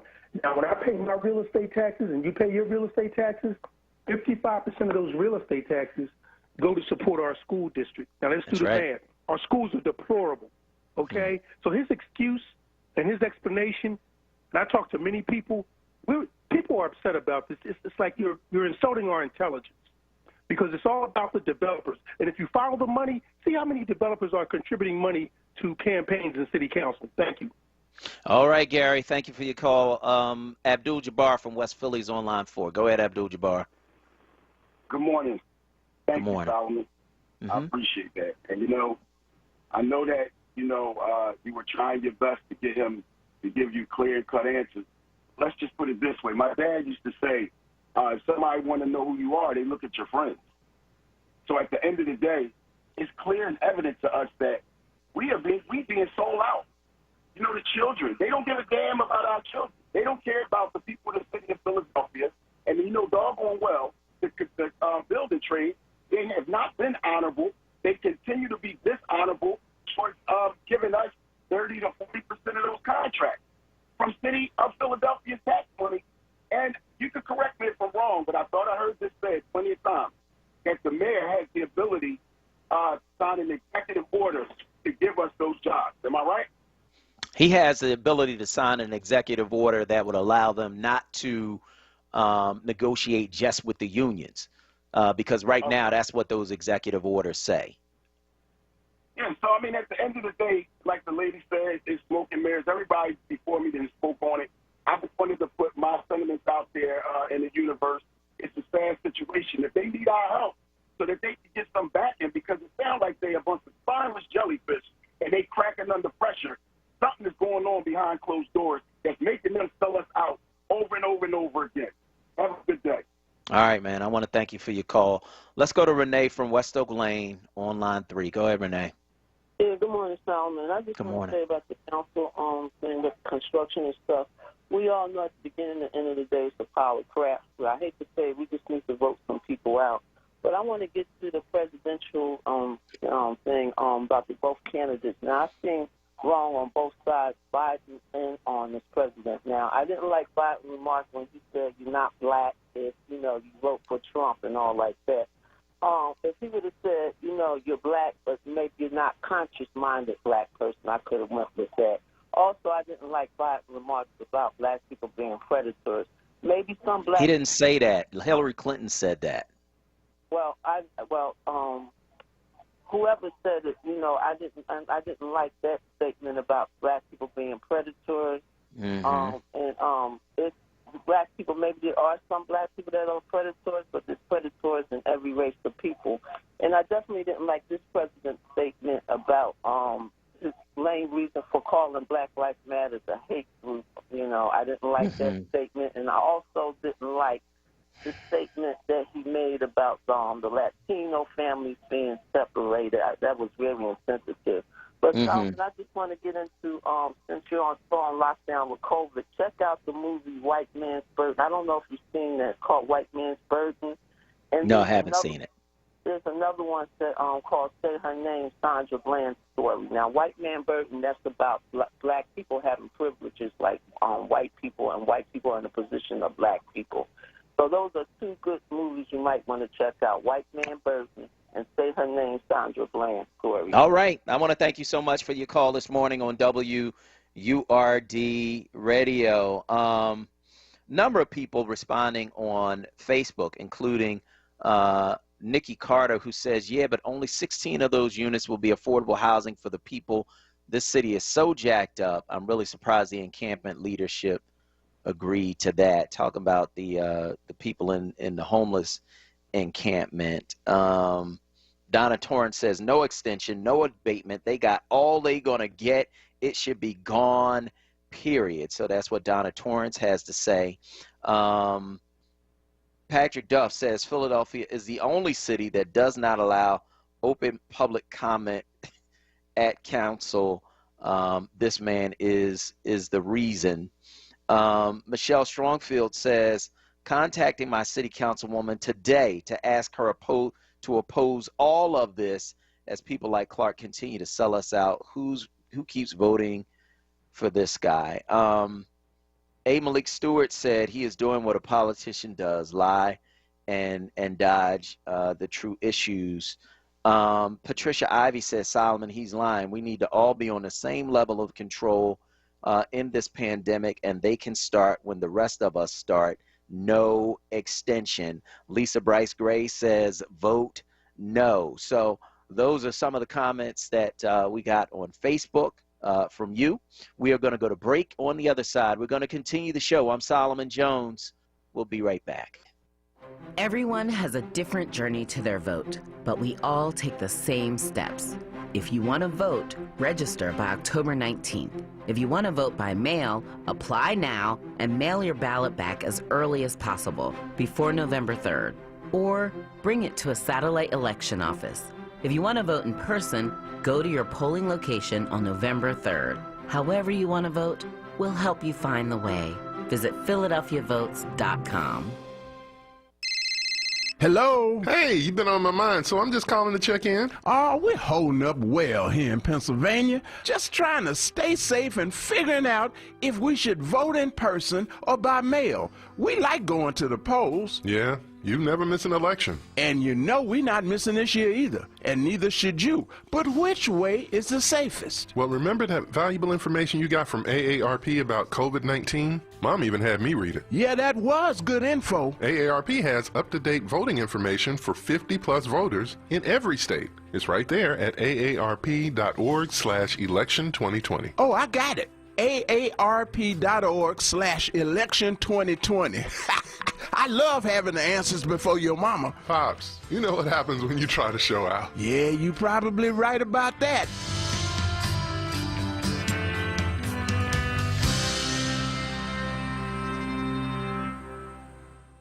Tune in Saturdays from 2 p.m. to 3 p.m. to hear Empire Capital and Consulting founder Mark Palmer's show titled Black Money, Black Power. This show centers around black money and how black power is derived from money. Tune in every Saturday from 2 p.m. to 3 p.m. Black Money, Black Power. Hosted by Mark Palmer. 4 years ago, Donald Trump asked Black America a simple question. Asked us, what do you have to lose? What do you have to lose? Since then, we've seen a rise in racial violence and white supremacy, an increase in poverty. You're living in poverty. Your schools are no good. You have no jobs. While giving tax cuts to the rich. 200,000 dead from COVID, 1 in 5 are black. We've lost our jobs, our businesses, our dignity, and even our lives. And he, Trump, dares to ask, what the hell do you have to lose? What the hell do you have to lose? Well, Mr. President, damn near everything. After 4 years of Trump, ask yourself, Black America, are you better off? Vote for change. I'm Joe Biden, candidate for president, and I approve this message. Paid for by Biden for president. This is WURD Radio, 96.1 FM and 900 AM WURD Philadelphia. Independent Black Media. You're waking up with WURD. Hosted by Solomon Jones. Good morning. Right now on WURD Radio. 96.1 FM. And 900 AM WURD.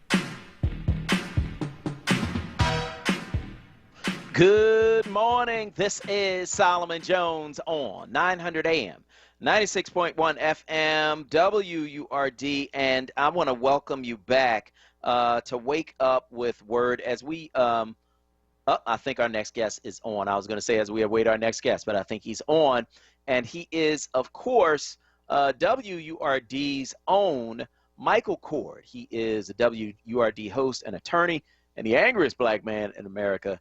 He joins us to break down the latest on the George Floyd case. Mike, good morning. Hey, Solomon, thank you very much for having me on. And once again, man, every time you intro me, I need to record it to use it as my show's promo. I appreciate that, man. So I wanted to talk about the George Floyd case because the officer, Derek Chauvin, who put his knee on his neck and killed George Floyd, we all watched him do it. He has now had one of the charges against him dropped. What was that charge, and what does it mean? Great question, Solomon. And anytime I'm on your show, I always do what Brother Malcolm taught us: make it plain, no complicated legal jargon. Comes down to this: the judge dropped third-degree murder, and not only did the judge do the right thing by dropping third-degree murder, I can't figure out for the life of me while the state attorney general, Keith Ellison, even filed the third-degree murder charge. It simply does not apply. The only thing I can think of is that a lot of times DAs, they just throw the kitchen sink at a defendant and make the defense attorney sort it out. Because the definition of third-degree murder in Minnesota is when you do something that is clearly dangerous to other people but not directed toward the victim. Bottom line, you shoot into a crowd of persons. Several people on the bus, you chasing a guy into a bus, he runs to the bus, and you just fire into the back of the bus.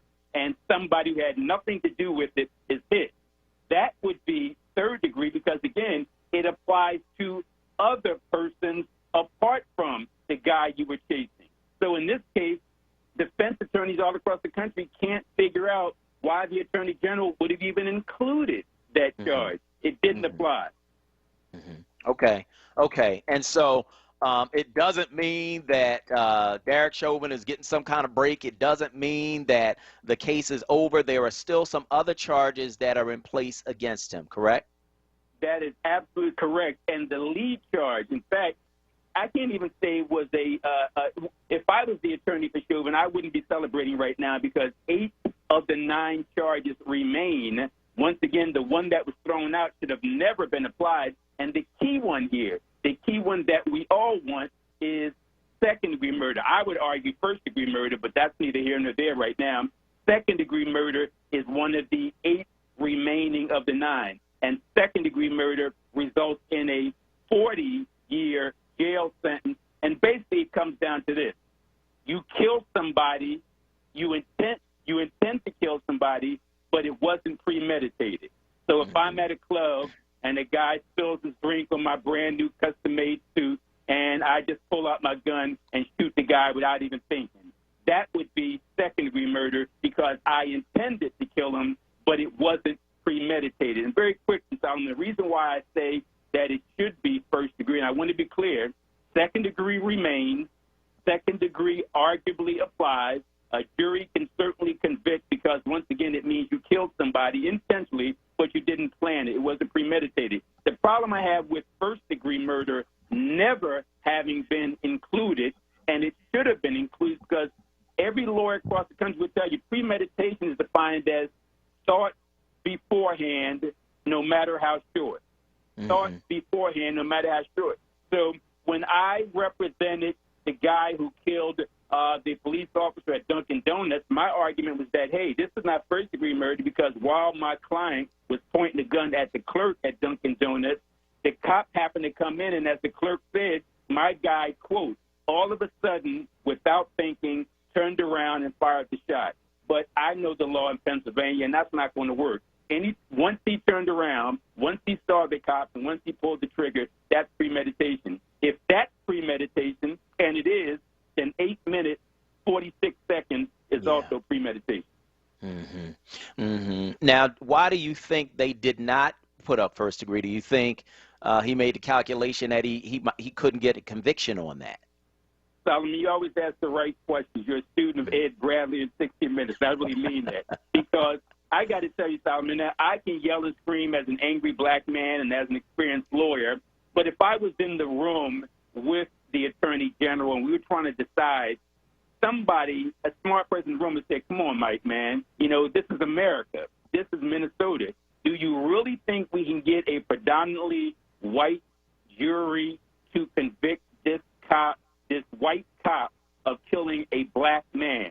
There are going to be some jurors that's going to say, yeah, what he did was wrong, but this white cop got a family, wife, and kids. I don't know if we should put him in jail forever. So there was a decision made that, not a legal decision, but a political decision that jurors would be much more inclined to give the guy second degree with 40 years and even probation before that, I should say parole before that. There really might not be inclined to give a mandatory life sentence. So the black man in me says, yes, you should have charged first degree. The lawyer in me and the political student in me says you might want to rethink that. And so what are the next steps in this particular case? The state attorney has 5 days from yesterday to go to the appellate court to ask the appellate court to reinstate third degree. It will not. It'll let those 5 days go by. The next step in the process is right now, at least tentatively speaking, the trial for all four is scheduled for March of 2021. All right. All right. Well, there is some precedent for what happens when a police officer kills someone unjustly in Minnesota. Yeah. Of course, there was an officer named Muhammad Noor. You're familiar with that case, right? What happened with him? Absolutely. And here you got a black man killing a white woman. So what do? We put him in jail for a very, very long time, and we give the white woman's family about $30 million. So that sounds like that's what should happen with George Floyd's family, and it sounds like that's what should happen with Derek Chauvin, given that in the very same state, when the only thing that was different was the color of the people involved, there was justice. Yeah, and you laid it out well, Solomon. I mean, sadly, if you're a good lawyer, a good prosecuting lawyer, you got to factor in politics, because at the end of the day, you want a conviction. Do you want to play the lottery for first degree, or do you want to make an educated guess and go with second? So right now, it appears that the case is on track as it should be. All right. All right. Well, we're going to keep on checking in with you about that. That is Michael Court. He is a WURD host and an attorney, and, of course, the angriest black man in America. Mike, I want to thank you so much for joining us this morning on Wake Up with Word. And very quickly, Solomon, I want to thank you for the great work you did at WURD. But even more than that, Solomon, I mean, I can't think of anybody in Philly, in Pennsylvania, in the United States that talk the talk on the radio, in the newspapers, but then walk the walk in the streets with the people. Man, we're proud of you. Keep up the great work. Thank you so much. I really appreciate that, Mike. So we want to hear from you. Give us a call, 215-634-8065. That is 215-634-8065. That is the number that you can call to get in on the conversation right here at WURD Radio. We want you to also, of course, weigh in on Facebook at onWURD. That's FORWURD, FORWURD. And let us know where you are on these various things we are talking about on this morning's show, 215-634-8065. Speaking of the newspaper, one of my mentors in journalism, Michael Days, is retiring.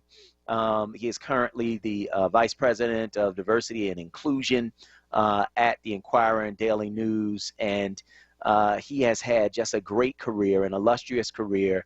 He's somebody I've always been able to go to for advice and for help, as I've navigated my career as a journalist. And so we so appreciate Michael Days and the work that he did as a reporter and an editor, and leading the Pulitzer Prize team, winning team at the Philadelphia Daily News. Just a really great career.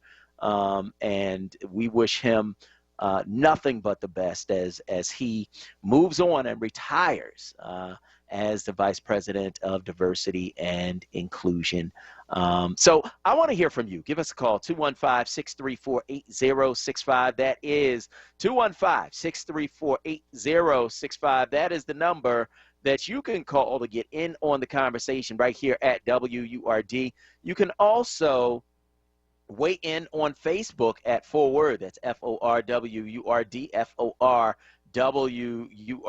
and let us know where you are on these various things we are talking about on this morning's show. So a number of you, of course, are commenting on Facebook and letting us know where you are on specifically our conversation with Darrell Clarke about the tax abatement. They are looking to reverse the what they passed last year on the tax abatement, add in a construction tax. And, you know, unfortunately, what it looks like to me is this.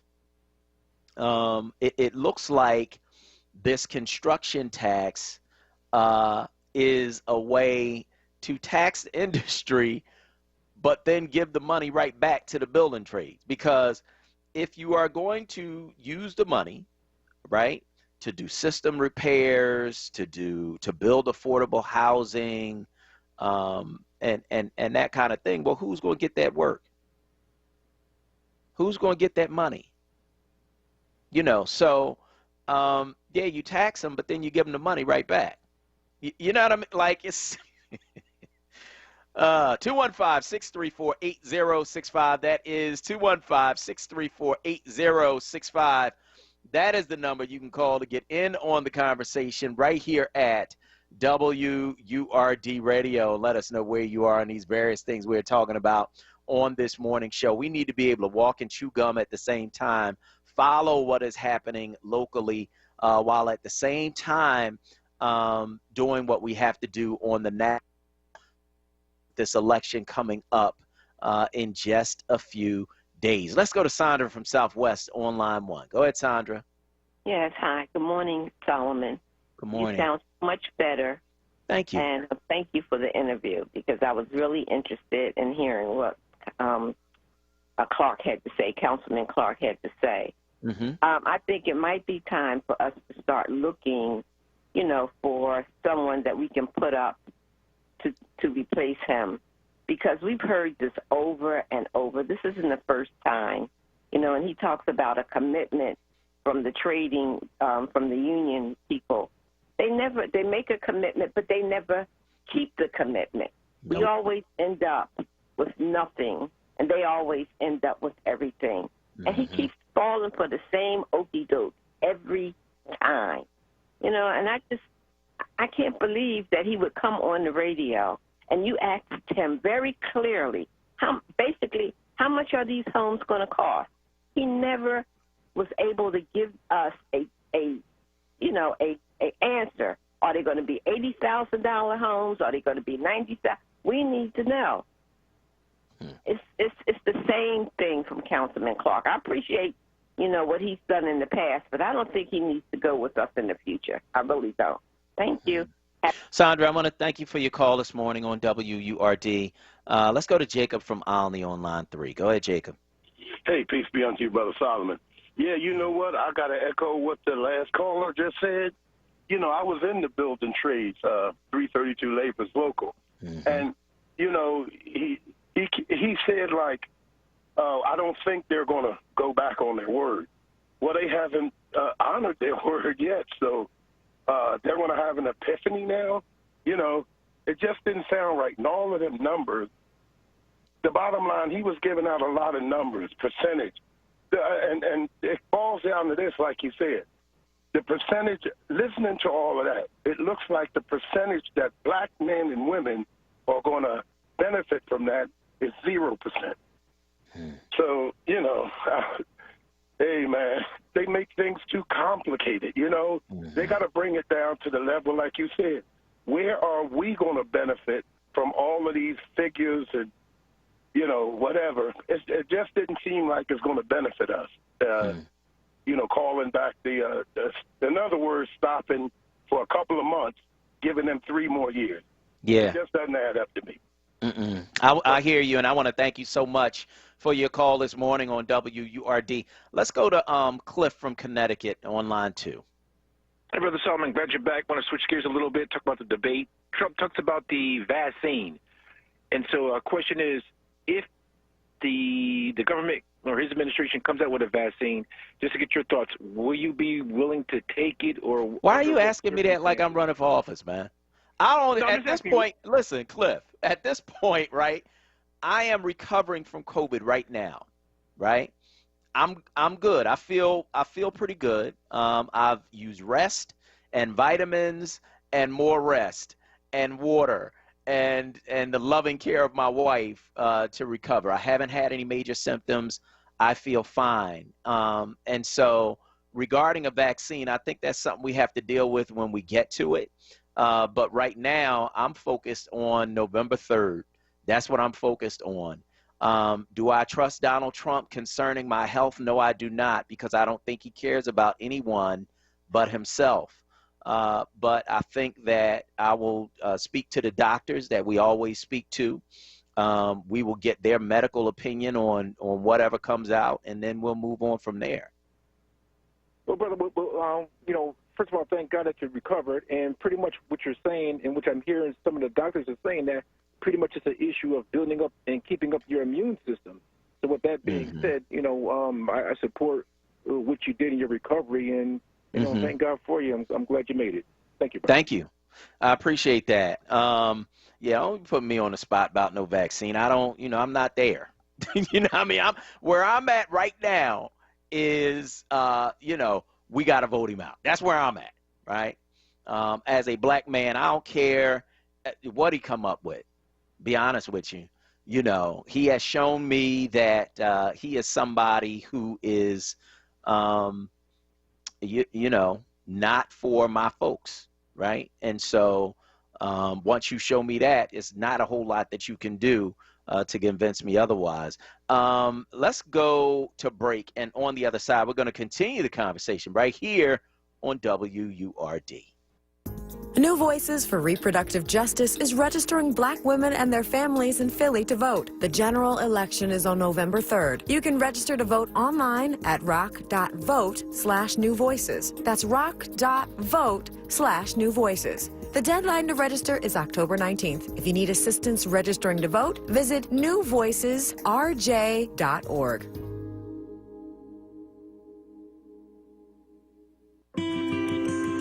Hi, I'm Dr. Heidi Seropoulos.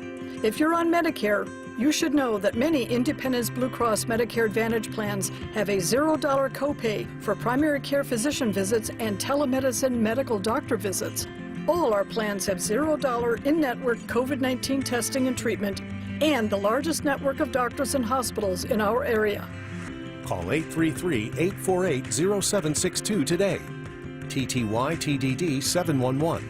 24 hours a day, 7 days a week. Or visit us online at ibxmedicare.com/doctors. Independence Blue Cross offers Medicare Advantage plans with a Medicare contract. Enrollment in Independence Medicare Advantage plans depends upon contract renewal.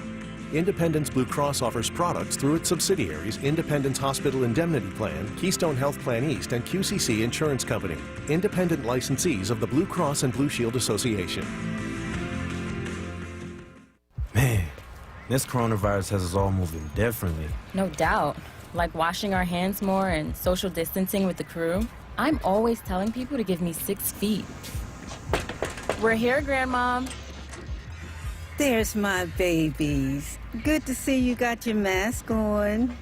Wear mask. Stop the spread. For more information, visit www.pa.gov/COVID. Paid for with Pennsylvania taxpayer dollars. 4 years ago, Donald Trump asked Black America a simple question. Asked us, what do you have to lose? What do you have to lose? Since then, we've seen a rise in racial violence and white supremacy, an increase in poverty. You're living in poverty. Your schools are no good.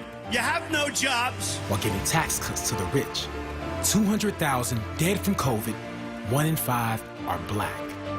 We've lost our jobs, our businesses, our dignity, and even our lives.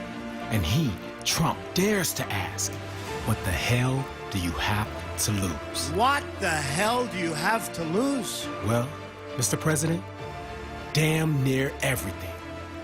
After 4 years of Trump, ask yourself, Black America, are you better off? Vote for change. I'm Joe Biden, candidate for president, and I approve this message. Paid for by Biden for president. Back by popular demand. It's Wake Up with Word, hosted by Solomon Jones. Right now on WURD Radio. 96.1 FM. And 900 AM WURD.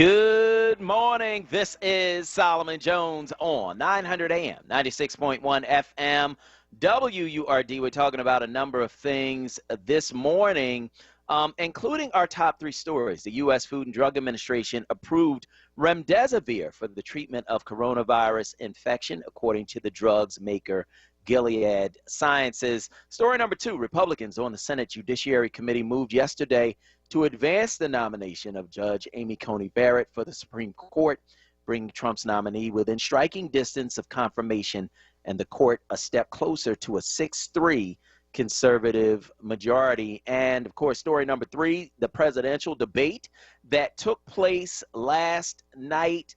For me, there really was no debate. I know we have some sound queued up from that debate, and we'd like to let you hear just a little bit of what happened last night in the presidential debate. And so let's take a listen.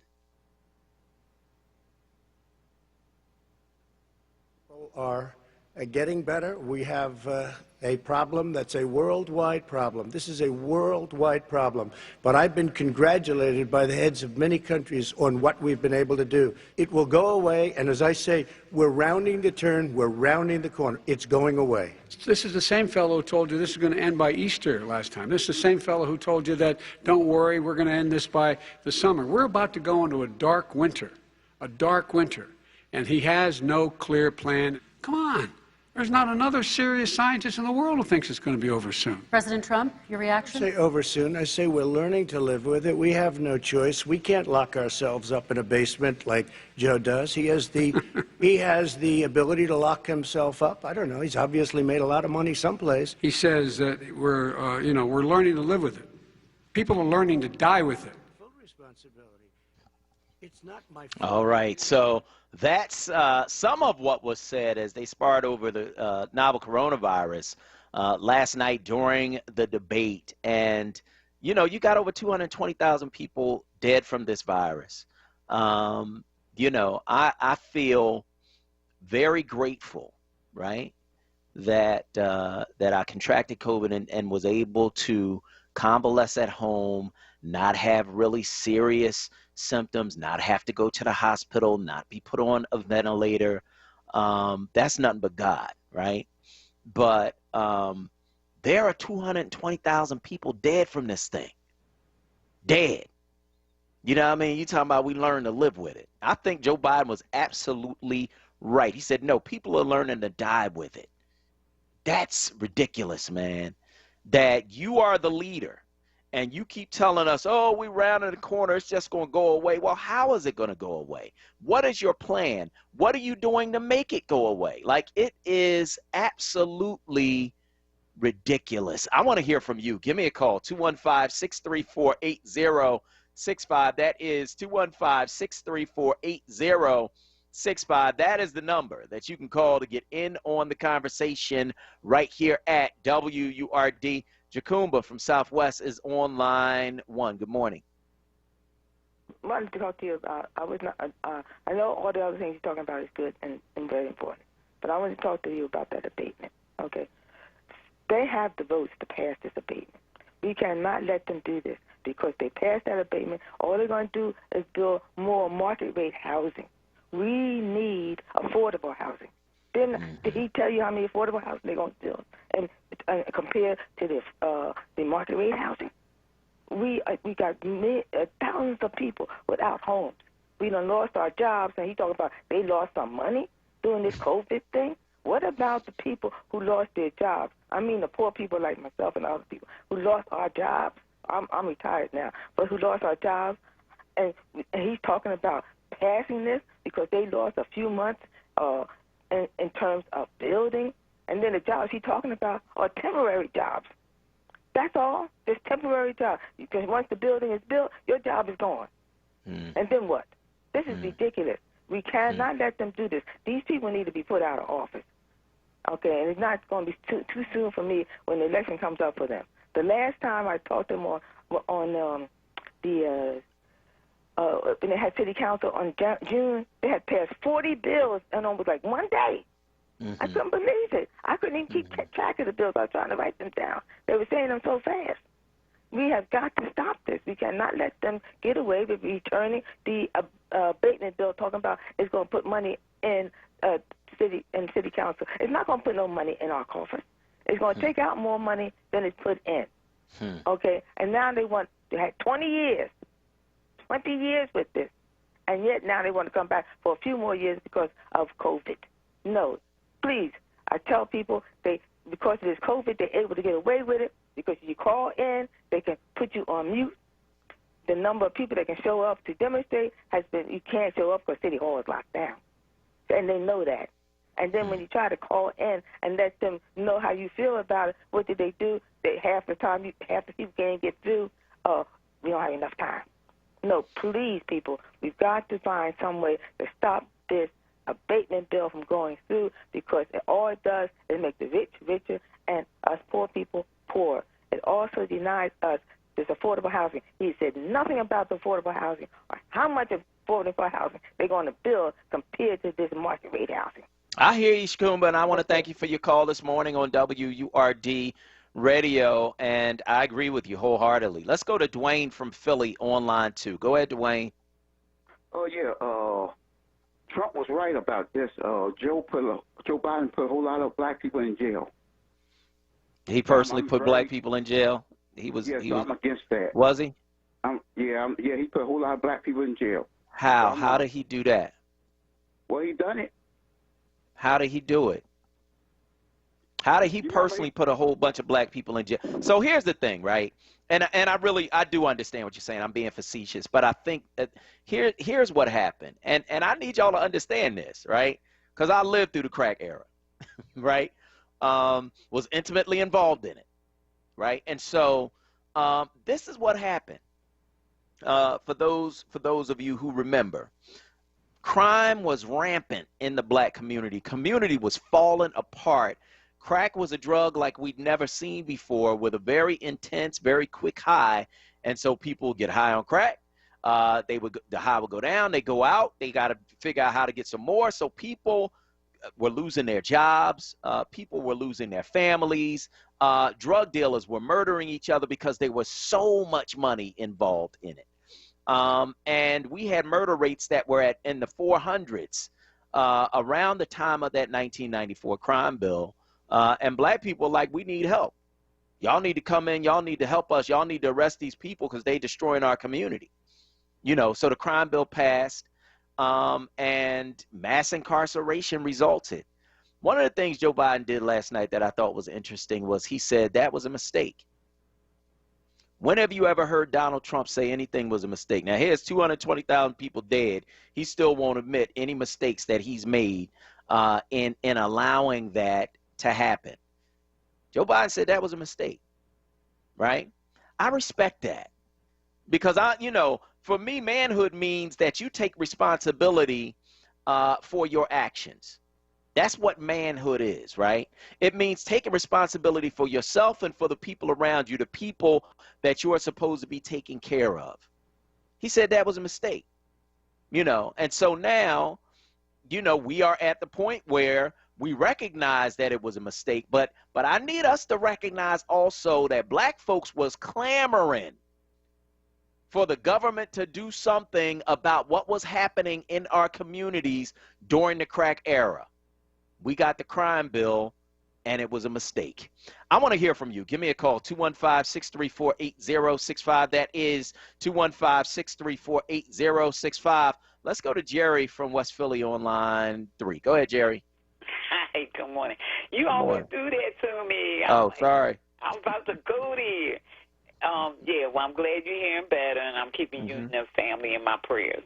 Thank you. I was going to say the same thing. I'm sitting up here listening to you. I'm like, no, he didn't. It's the same thing they did with the MOVE incident. They murmur and complain.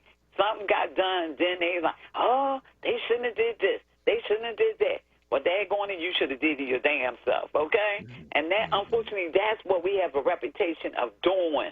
Just like the lady called. Why is it that we always remember what Biden said? That young man didn't give you an answer, but we always remember what Biden said. 45 said, what What have you got to lose, black people? What have you got to lose? And he told you, but he did not say with that. He did not say what plan he had in mind to correct what was being done to us. He mentioned our schools, he mentioned housing and everything, but he didn't give a plan to how he's going to make it change. He's been in office for 4 years. Did he do anything, black people?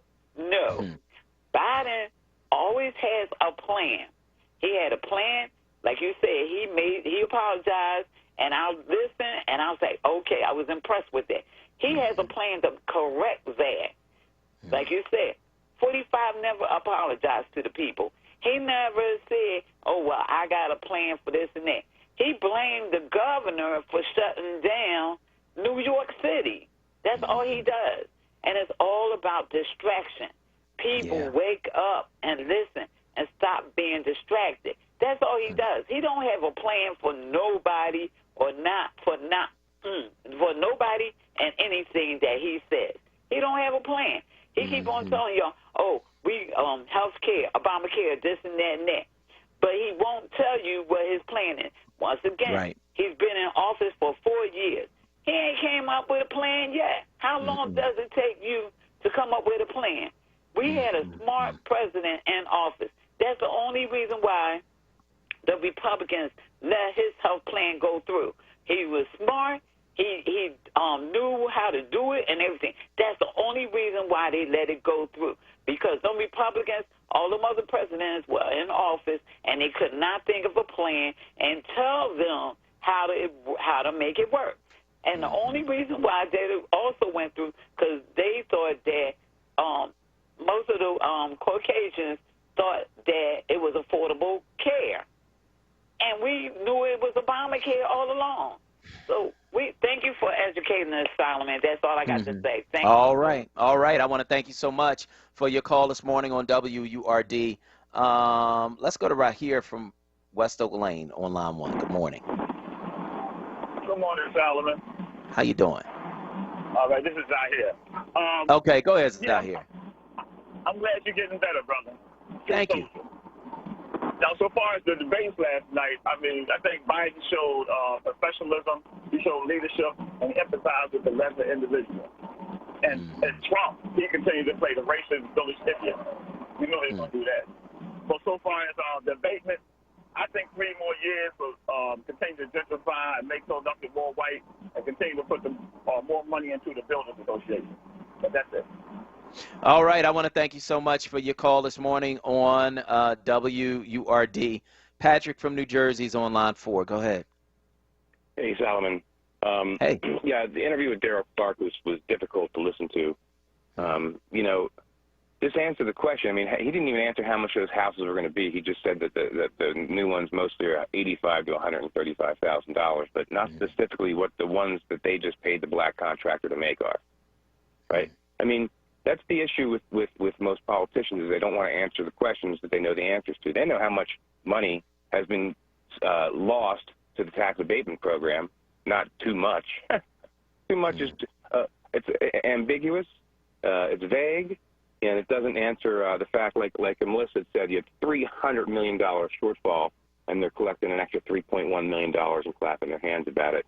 And the issue in Philadelphia, and I'm going to say this, I've said this for years, is that people in Philadelphia don't have the ability to challenge these council people at council meetings because there's no open public comment section where they can ask questions unless a question or an issue is on a final passage calendar.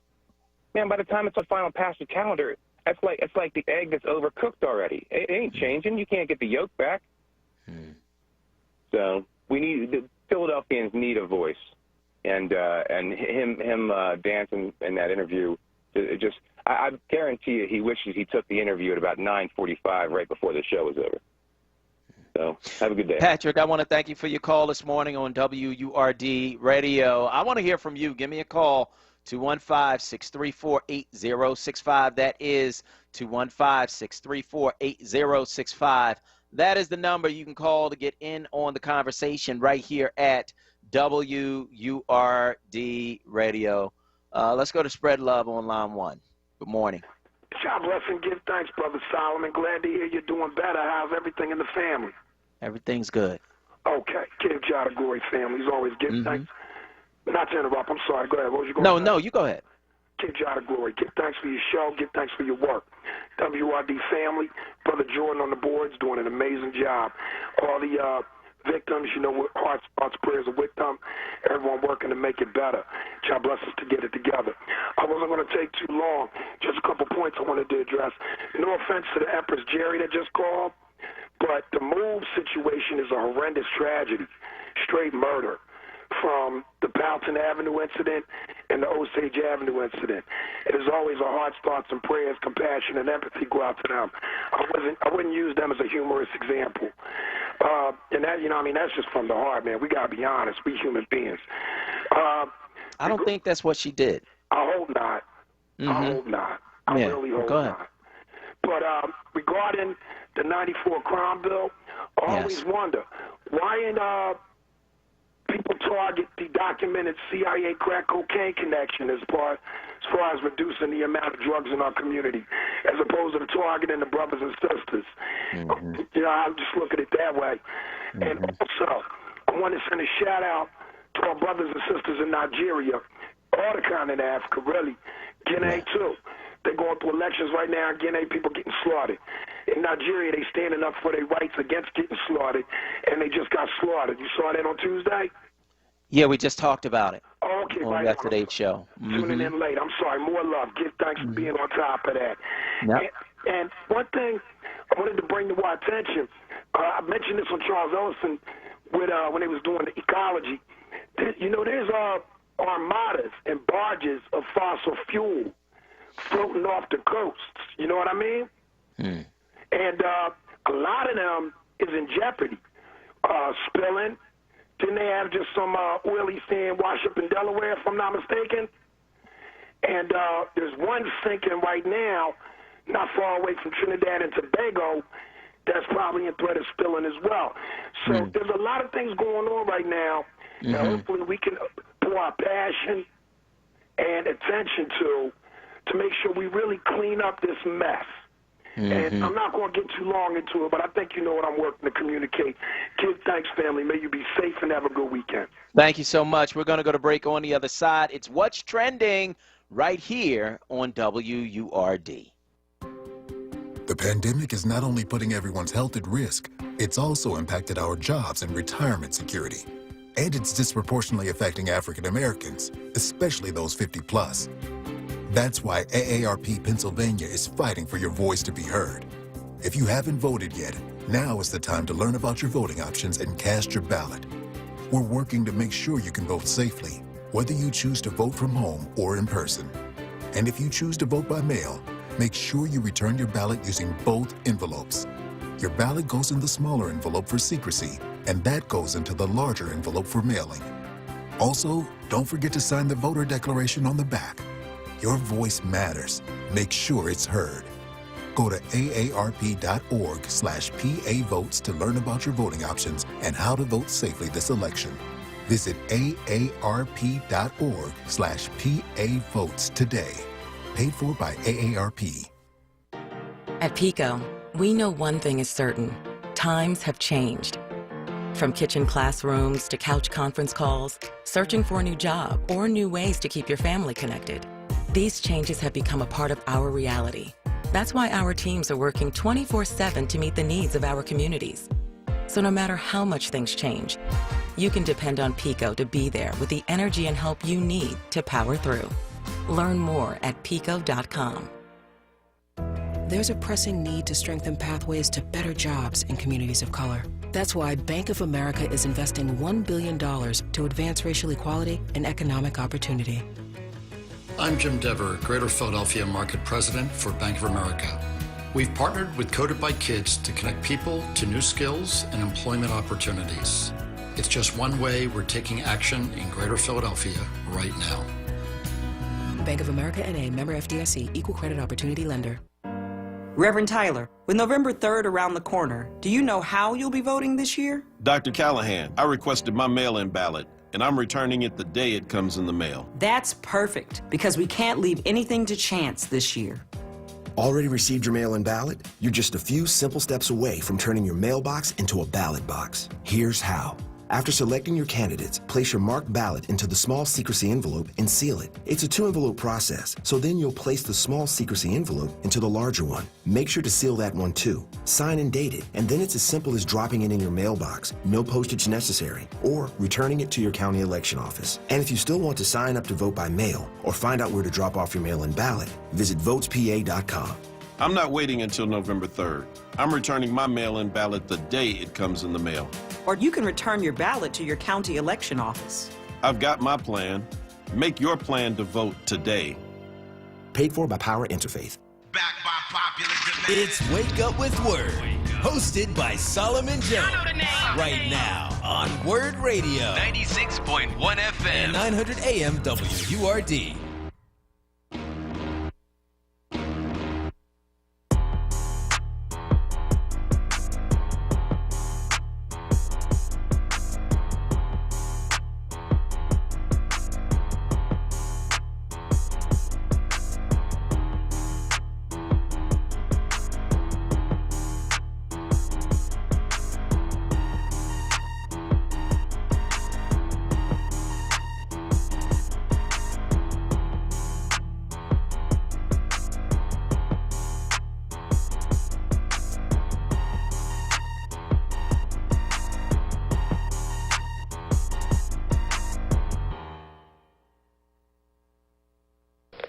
All circuits are busy. Here's what's trending. Yo, that's crazy. On Wake Up with Word.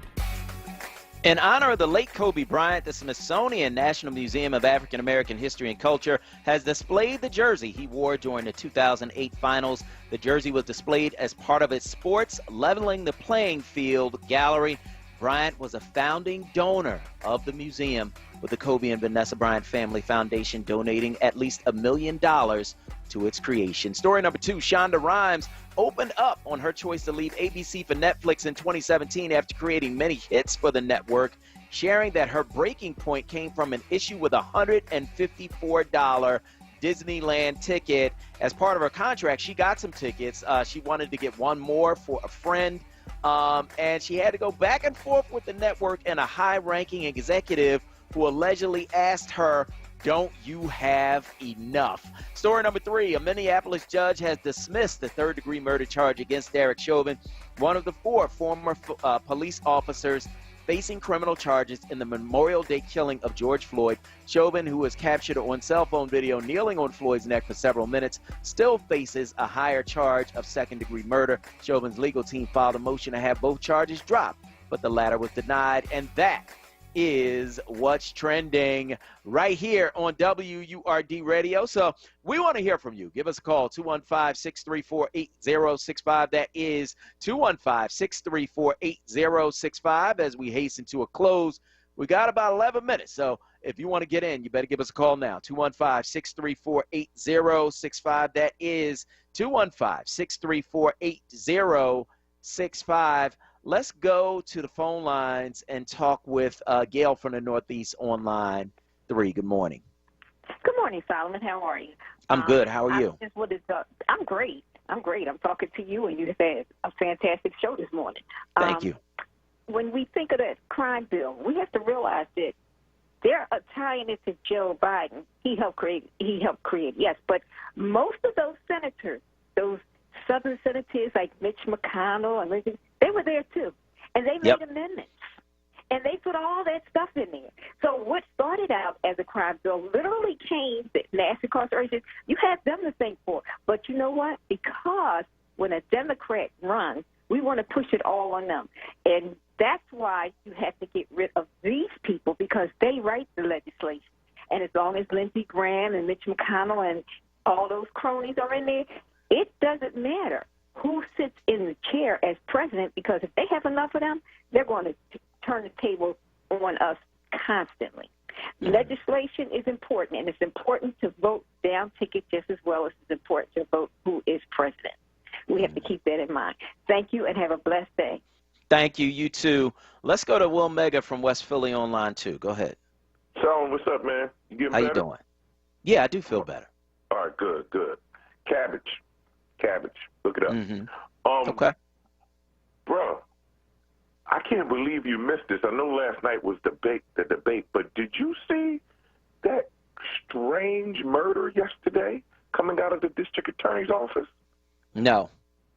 So a district attorney's office counselor, anti-gun violence counselor, finds himself in the middle of North Philly on some strange, rare side block and gets into an altercation while in his car, with which the news is reporting was a male, quote-unquote, sex worker, shoots the man in the chest, and the DA's office said they're not charging him, and that's that. How do you know that he's a sex worker? Is that like a sex worker strip, like where you go in, or you could get you got the chicken store here, the sex workers there? That's just really peculiar to me. Mm-hmm. So take a look at that, because I think Larry Krasner got some explaining to do, and I don't have any axe to grind against Krasner. I don't know where, you can't get charged for murder unless the district attorney charges you.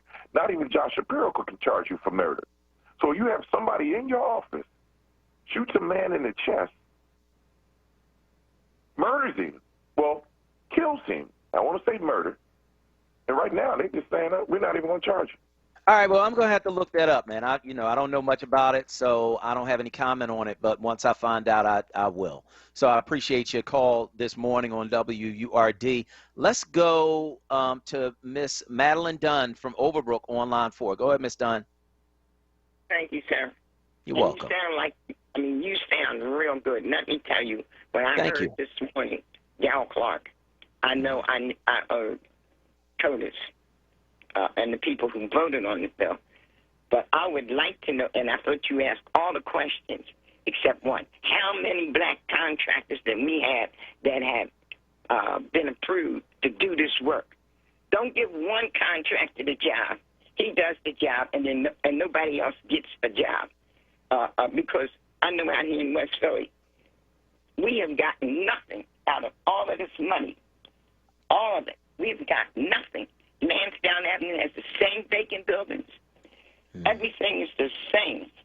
And I need to know why. We have a building at 60th and Haversford, Gerard, Solomon. That could be a magnificent community center. And Dr. Wren and another doctor bought it and found out it was much too much to do the building. So he calls me and he said, Ms. Dunn, you always in the community, blah, blah, blah, I give it to you. I say, I give it to Carroll Park because they're a community organization. We could have a theater group down there. When you go to the door at street level and you look down, you're looking down about 50 feet, 50 to 75 feet. You could put that little thing that they used to have playhouse in the park, the circle square, for the play to go around. You could have it so it stops and you can make it a basketball court. It could have been a magnificent, and it's still sitting there looking even worse because Carroll Park, the day I was supposed to go downtown and finish the arrangement, they didn't do the check. That's the day I resigned from Carroll Park after 30 years. I can take stuff to a point, then I can't take it. And I'm just looking at my history because people keep saying, write it. I'm going to write it someday, but I'm apologizing because I was real mean to Curtis yesterday. When I heard that it's like voting against him. I'm telling him I'm feeling like I'm raped by how much money they charging me, a 900% increase on my few properties for me to take care of somebody else. And right in my neighborhood, I can't help nobody pay their taxes. You know what I'm saying? It's painful. It is very painful for me because that's the kind of person I am. My interest is in this community, from the don't have, if you are, and trying to turn you into a wannabe or one and a half or something like that. I want more love. I want more respect. I want us to have more. Me too. Miss Dunn, I want to thank you so much for your call. We got to move on. We only got a few minutes left, and I want to get some of these Facebook comments in from folks who have been commenting on Facebook really all morning. Phyllis Williams says this, I watched both the debate and the game last night, and I was so glad when they both ended. You know what? I can only say amen to that. Geraldine Mayfield says this. I'm amazed how people remember what Biden has said, but not what 45 has said. What the hell have African Americans had to lose? He never said what was he going to do, nor has he done anything in the 4 years that he has been in office. Cinque Blue says this. Tax abatement and affordable housing by any other name is still gentrification. This duplicity is the generational switch and bait game that continues to be perpetrated by city politicians. Question is, what are you going to do about it? Raphael Suleiman says this. This is why city council members like Darrell Clarke say the same things over and over and offer no real solutions for the people. They have no expertise in what they are doing. City council jobs are political patronage jobs in Philly. That's not true. So political patronage job is when somebody who is in office brings you on. They are your patron, right? They bring you on and they stick you in an office and give you a job doing something that doesn't require, much skill. A city council job is an elected official. So I don't know what you're talking about. Let's go. Tia Hicks says this. They haven't really stopped anything, been doing construction in my neighborhood on 50th Street areas between Catherine and Cedar Avenue. They're doing it on Walton Avenue. I see a bunch of white and Puerto Rican contractors. That's what she said. Let's see. Dolores Baker says this. I will say it again. It's not the crime bill law. It's who they have enforcing the law. Karen Spotted Eagle says Donald states he's the least racist person in the room, which is, again, it's bizarre because how do you know where other people are and what they think and how they feel? And, it's shut up. It's just dumb. Like 215-634-8065. That is 215-634-8065. That is the number you can call to get in on the conversation right here at WURD Radio. Let us know where you are in any of these things we are talking about on this morning's show. 215-634-8065. That is 215-634-8065. Let's see. Michelle Strongfield says this. You're subsidizing affordable housing could come from the developers you're so cozy with. Stop the obfuscation. Stop disappointing. So that was in reference to our earlier interview with Darrell Clarke. Kia Fisher Copeland says this. Just because the mortgage is less than $1,000 doesn't mean it's affordable. How about the cost of the upkeep and utilities? He really doesn't understand what affordable housing is. You have a city that has low wages in regards to African Americans and a 25% poverty rate. Like what? So that's what she had to say.